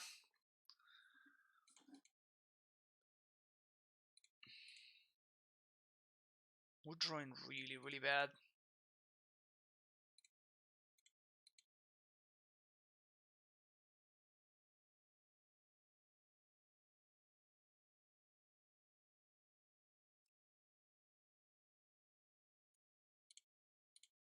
Alright. We don't even draw a land, so we can't get Field of the Dead going. It's pretty rough, pretty rough. Wow, this is rough. I think I jam. Mana League gets me. Wow, they have it. Logic not. Disdainful Stroke. Okay. But if I wait one more turn, then my opponent's gonna get to. They're gonna start having Cryptic Command mana. So I think it's correct to jam there.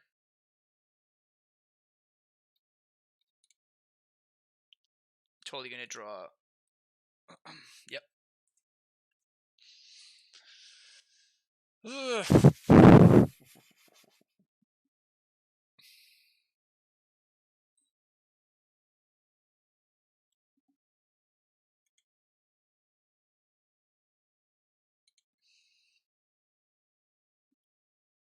Yeah, I think I might be colonnading next EOT. My opponent's turn. Vendilion Click. Alright.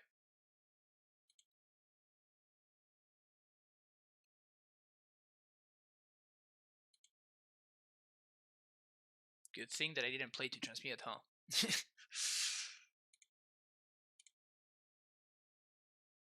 Nice. My opponent did not see the line.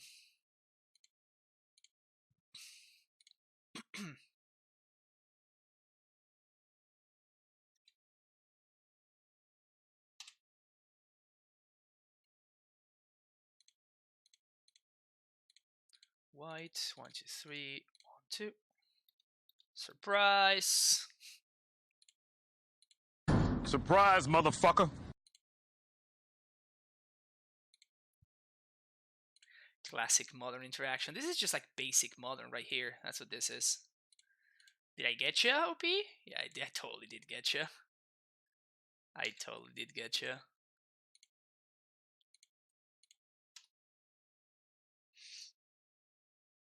Too bad that we don't trigger from that basic, but that's fine. Like, my opponent used the Path to Exile on a land. And we're even winning the race, so...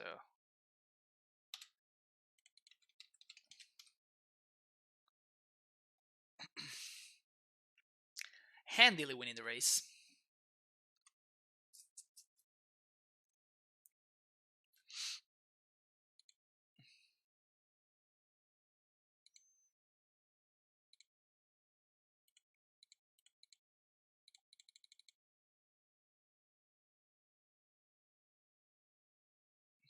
Quiller would kind of suck, but it's fine.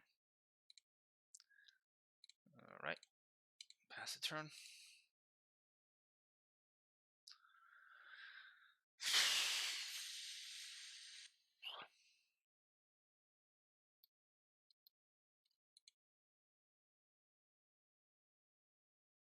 Path is Sombo. That's hilarious.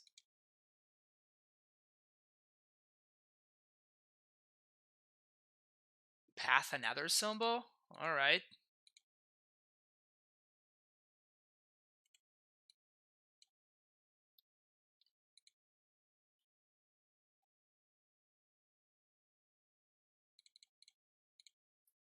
That's a shitty draw.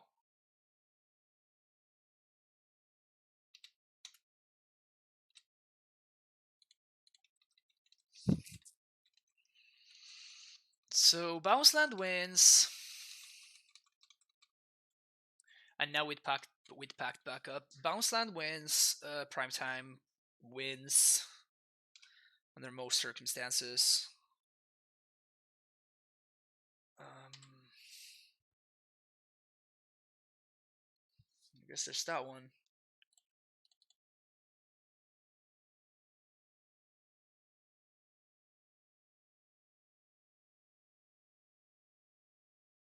One, two, three, four, five, six, seven.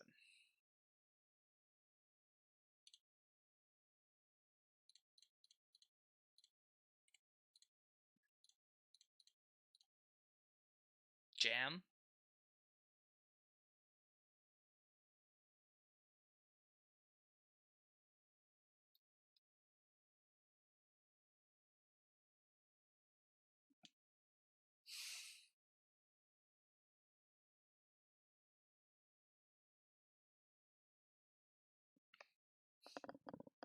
Alright. Cryptic. Pact that.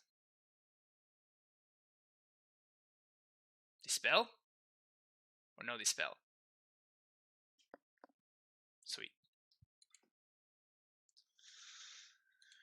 Sweet.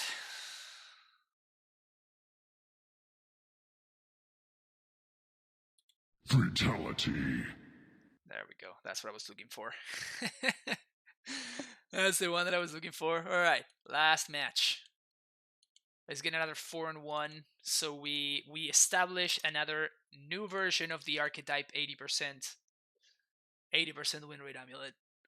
Worst case 3-2 we feed the kids. Indeed. Yeah, there's a big difference between like going 3-1 into the last round and going 2-2 and getting a 3-2. You know, if you go 2-2 and you get a 3-2, you're like, yes, I'm great. That's awesome. And if you're like 4-1 and you go and then you lose the last one, it's just like, oh, well, I guess I got my Manny back. Sure, whatever. Two very different experiences.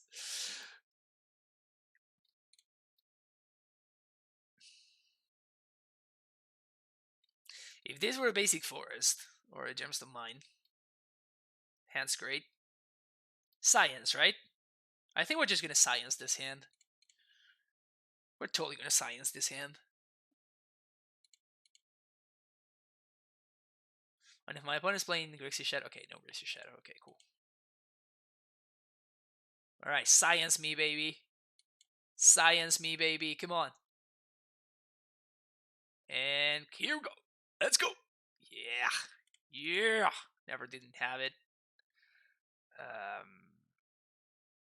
Yeah, I'm gonna get Colony.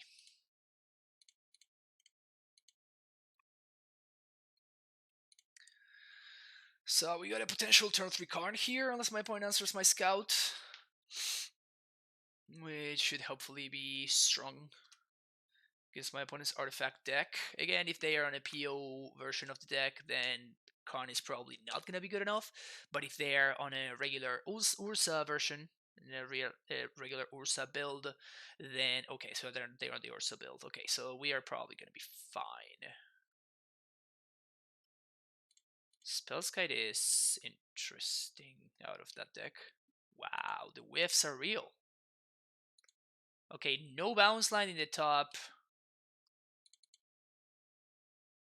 In the top 19 cards, is that correct? No, the top 21 cards. There we go. No bounce land in the top 21 cards. It's rough. It's pretty rough. And the only other ETB and tap land that we found was a Stronghold, which is the reason why I didn't pick it. Because I want the Stronghold to stay in my deck.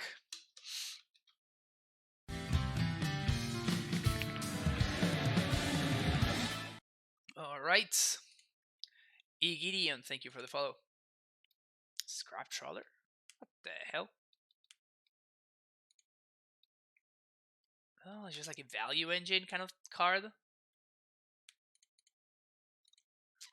Seems to be what OP is cooking with.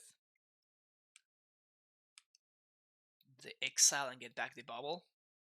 Kriegasm.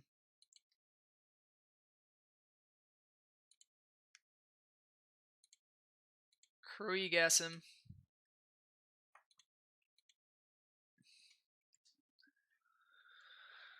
I mean, my opponents run a lot of cards, so that is certainly powerful. Attack with the 0-4. Alright, give me an untapped land or a bounce land, and I'm going to be a happy camper. Come on.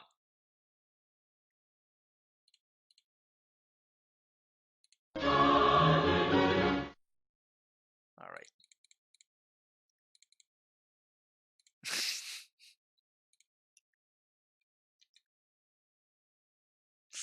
Do people enjoy these, like, stupid soundboard as much as I do? Or is it just me laughing like a maniac?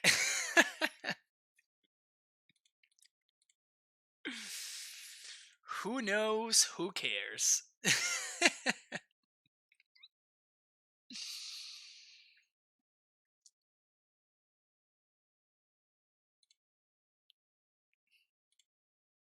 I love me some soundboard. I love me some soundboard.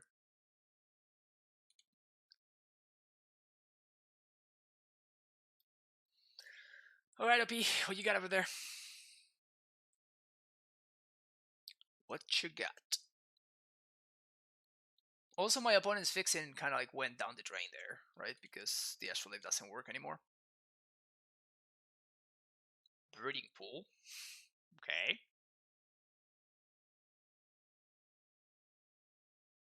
Breeding Pool is good.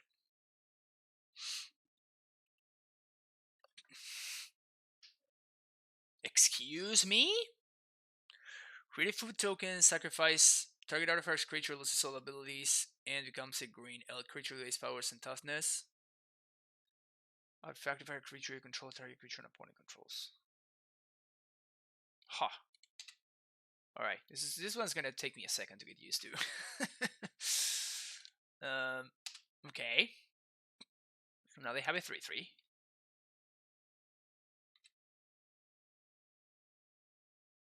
We're certainly chomping there.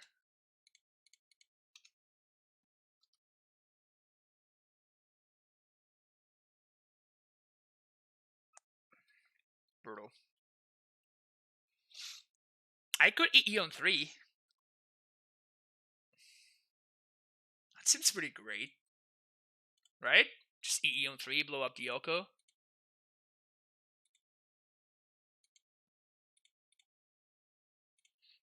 One, two, three. Done. Blow up the Yoko on the Trawler. Play land. And I think I blow this up right now.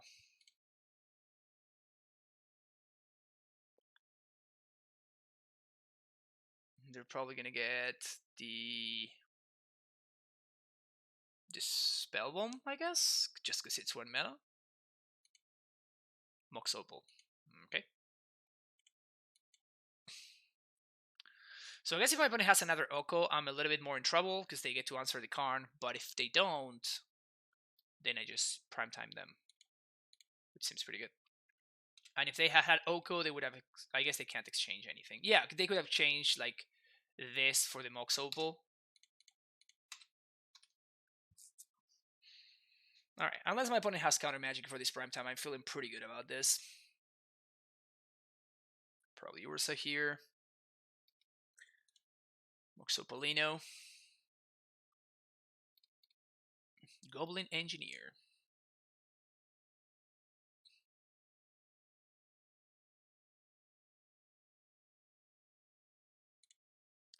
My opponent's got a brew going over there.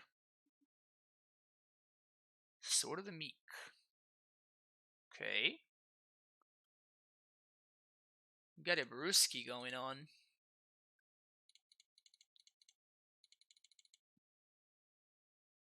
I got a primetime going on.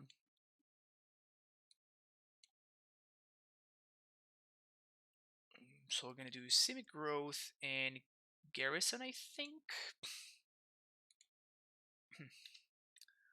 Bounce Colony. Bounce T-West. Play Colony. Another Chump Blocker. Last turn. Karn doing the heavy lifting, of course. Karn doing all the heavy lifting.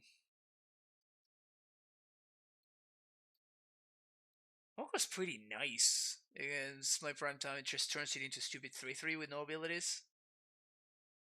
My opponent got this sword and nothing to do with it.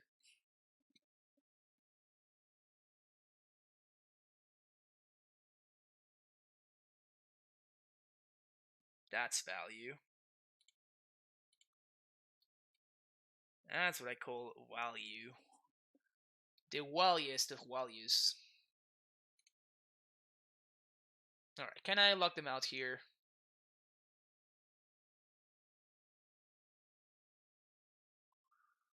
Yes. The answer is yes. Yes, I can. So we attack. We get 2 zombies. Then we lock them out.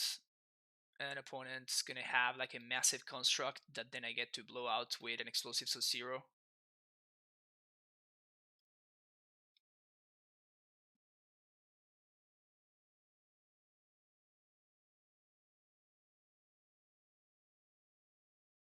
Oh, I guess that it would kill the Karn. Never mind. 1, 2, 3, 4, 5, 6. Alright, so if we find an amulet, yeah, this is gonna make things considerably easier. Because now we do have the threat of activation, actually, which is nice.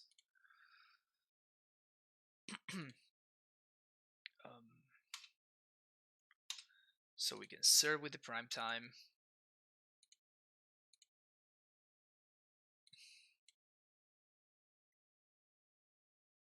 We get field plus Sunhome. Get zombies.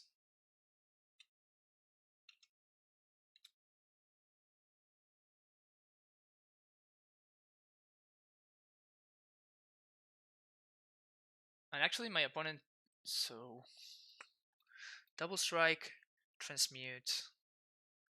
I guess I don't have a bounce line, so I'm not gonna be able to.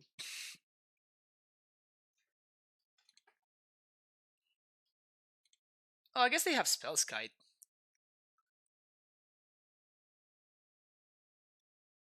Oh no, never mind, because Karn has text.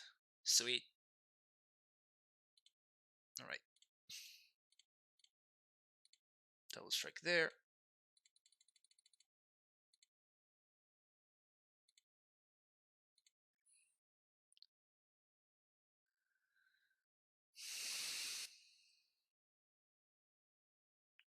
Get back Chromatic Star.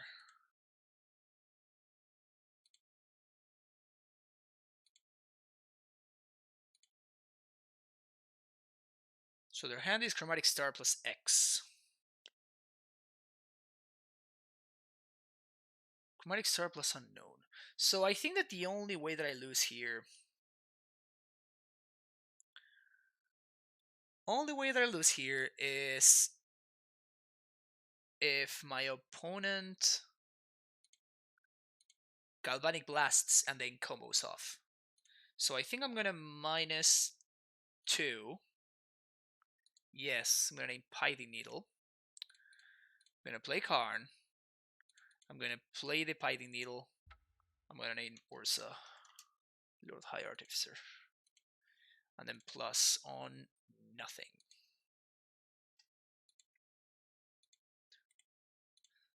Alright. Feeling pretty good on my spot.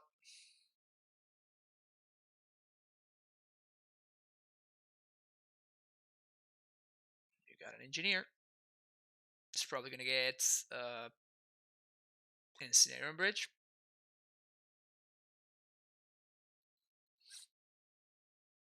Yep. You don't have red mana. You don't have red mana. Yep, exactly. There we go.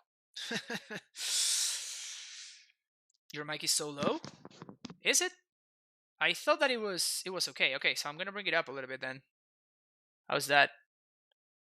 I've actually heard people like complaining that the mic was too loud, so that's why I brought it down.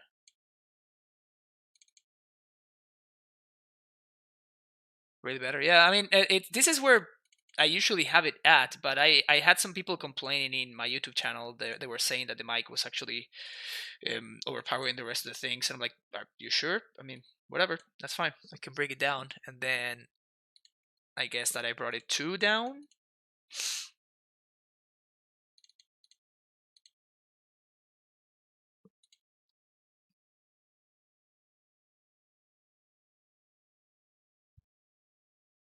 Like it better? All right, sweet.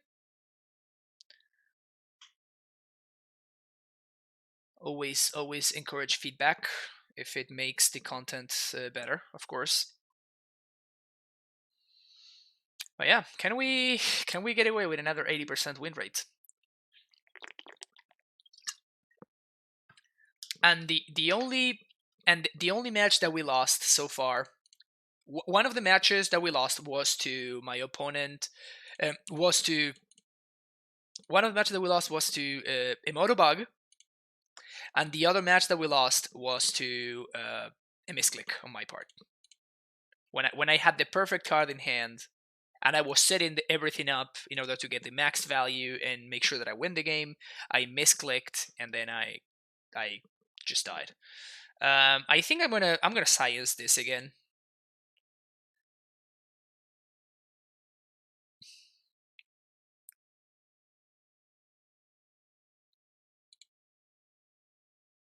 The problem with this hand is that we might get got by Damp Sphere in turn 2. That's okay. That's okay. Alright, now we really need to hit something. Alright, never didn't have it. I guess I'm gonna get the Snow Covered Forest.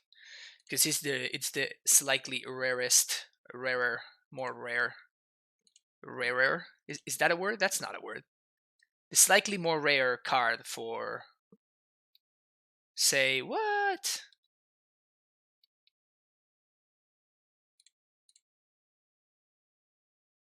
And this is how we lose games of Magic right here. This that we just see here. This is how we lose games of Magic.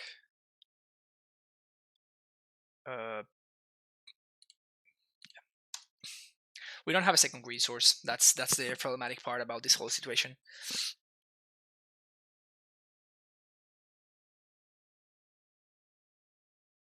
Oko again. Wow, that's kind of a busted combo, actually. So you just can't punish that combo? That's pretty sick. I'm kind of loving that.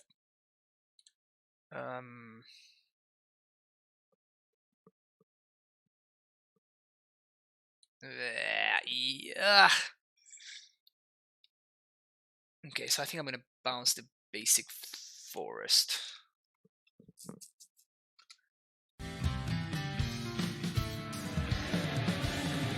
Thiel Kantar, thank you for the follow. I appreciate it.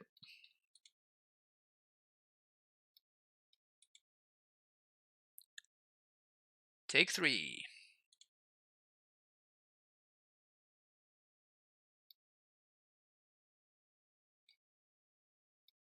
Okay, this is freaking insane. It just pluses for this effect? That's so ridiculous.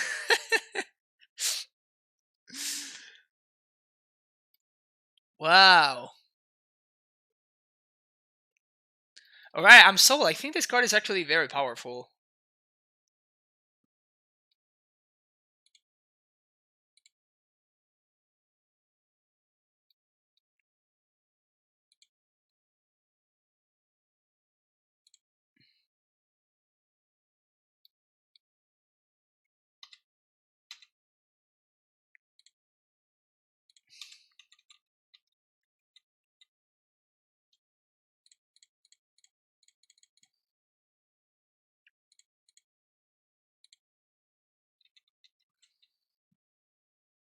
Oh, I'm dumb.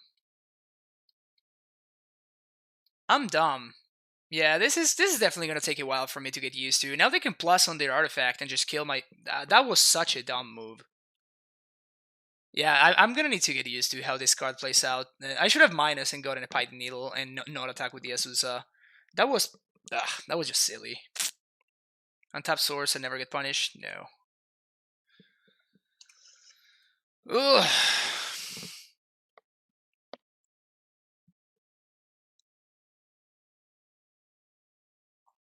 This Oko guy is pretty real.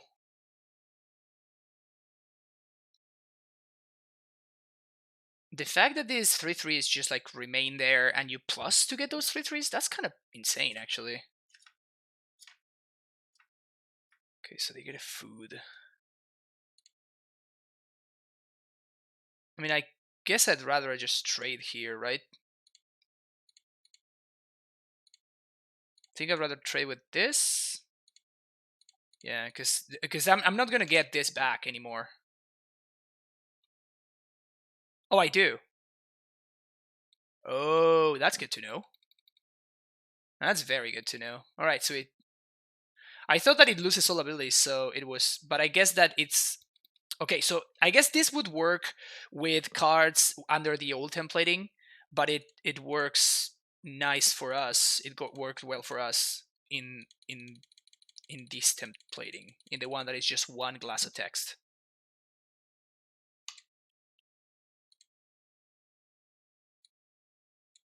So Field of the Dead and Bojuki Bog.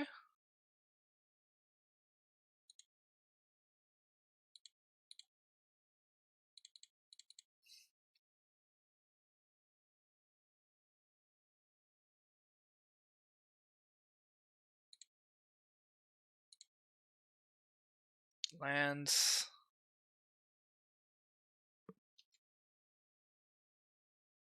And now we get the option. They're probably going to plus and make the Titan a 3/3. Oh, they're going to work here? Okay. I'm not really afraid of the combo, though. Unless they also have an Urza. I think this is just fine.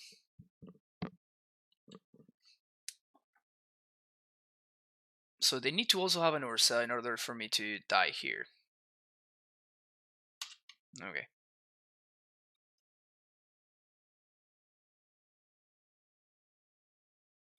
That's not an Urza.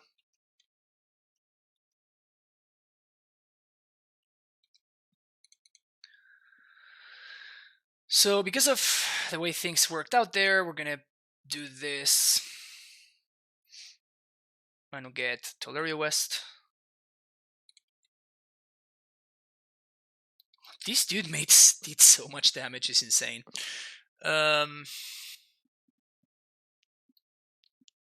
So we can't upgrade it. I guess we can attack it, but my opponent's gonna make a bunch of top tiers. Yeah, I think that Once Upon a Time, our $10 is pretty solid for sure.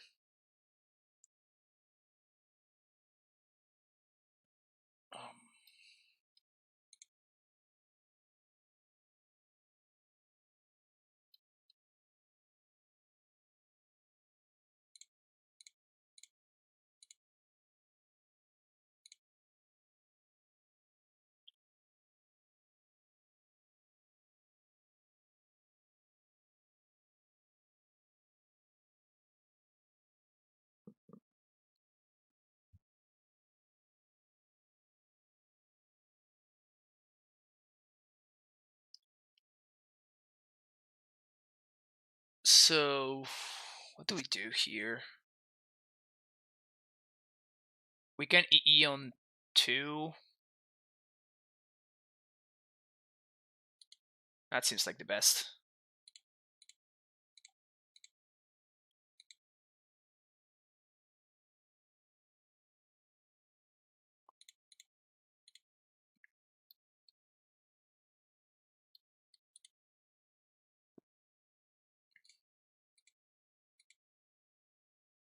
So they're gonna make some zombies, which is fine. And it's kind of good that the sword will end up in the yard because we're gonna blow it up with these explosives anyway. So they're just gonna have one once.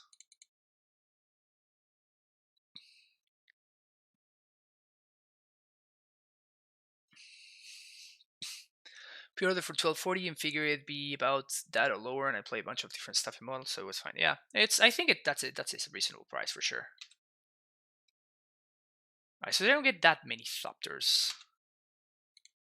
So we're gonna attack with all creatures at Oko, minus with this guy.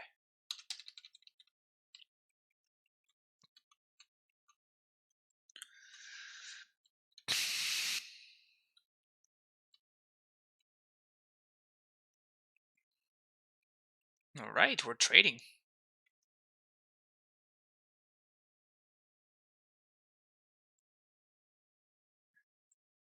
Okay. Those certainly seem like good trades for me, for sure. Actually. Like, my opponent needs to double like something very good. Don't tell me that's an Urza.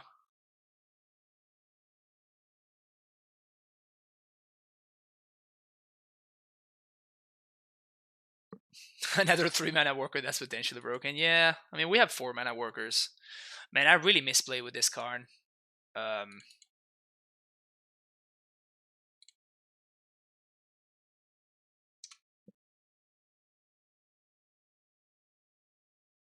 So they just upgraded my scout. Cool. Sounds good. 1, 2, 3, 4, 5. They did draw an Urza. Oh, and Snare and Bridge. Okay, so we're for Bridge seems to be the play here. So if we draw a red source, we're actually in a great spot. We clear the Oko, and my opponent's left with nothing. Red source. It's not a red source.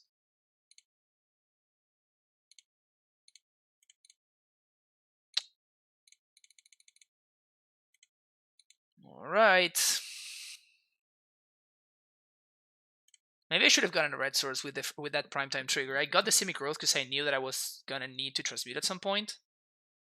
And now I'm getting like, a little bit punished here. Sterix.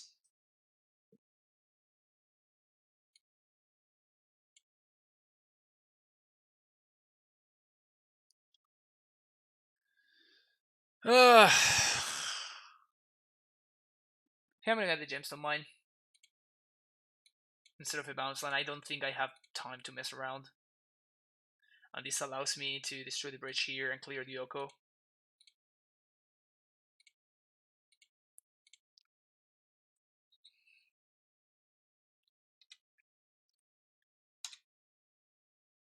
Okay, so attack Oko, Oko, Oko, Oko, and one more at Oko, and one of them.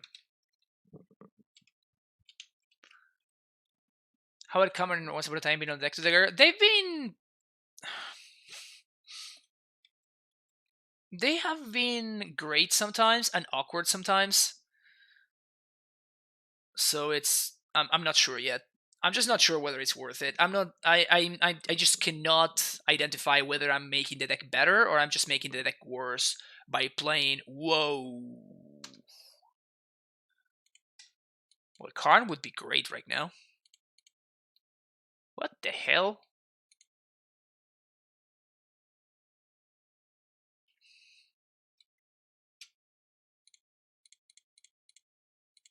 Certainly, my opponent regrets having made my scout a 3/3 now.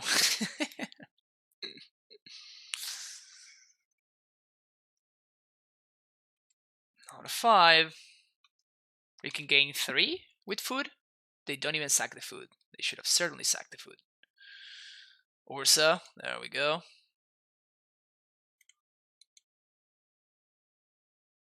Must be nice. So they're gonna get to sack some food. A braid. Prime time. Blank. Okay, so I attack with everything. Opponent lets this one go. They block here. No, they block here. They block here. And they take 1. They take 10. Okay, so they can't. I just swing with everything, I think. I have to try to close the game. This is gonna. There are gonna be some unfavorable trades here if my opponent wants it to. But if my opponent they just jam the construct in front of the scout, yeah, and they sack, like they need to sack the food now. So I guess we're gonna get to trade with the construct, which is actually good for us. Yep. So now the construct gets a little bit smaller. An opponent's still dying. Yeah, I think they just blocked wrong there. All right. Opponent down to 3.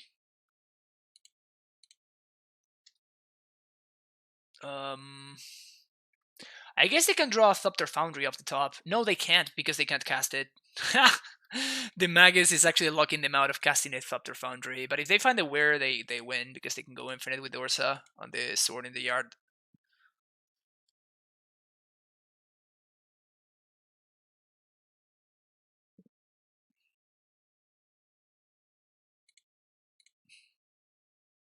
They can trophy something if they want to. Yeah, they can see it. All right, we just beat the weirdest version. Like, actually, both Urza decks that I faced were super weird, the way they were built. All right, dope. Another 80% win rate amulet. I'm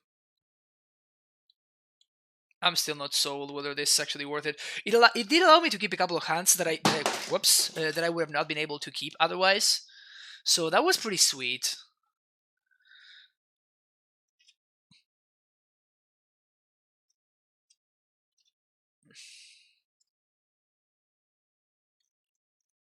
Amulet is a buy. Shut up, Dito.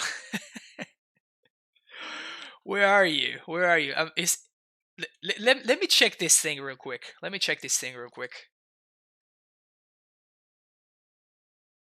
Wait, Dito Guidotti, where is it? Where is it? Because I see me over there. I don't see no Dito Guidotti though. Interesting. You just play one league today and the Wizard of the Coast trolled you. Yeah, we were very favored in the game that we were playing. I had just started the stream. It was the first match. I was about to win game 1, and then and the deck just the motto just died on us.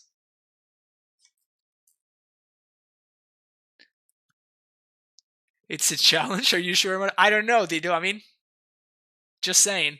I'm just saying things as I see them. All right. Maybe we can cut this ballista.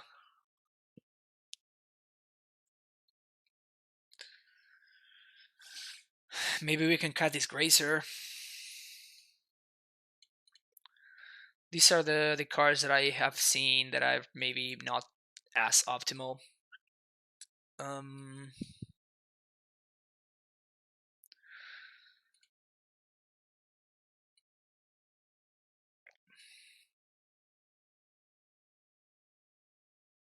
I don't know. There's like so many different things to try with new builds of the deck, and there's just not enough time.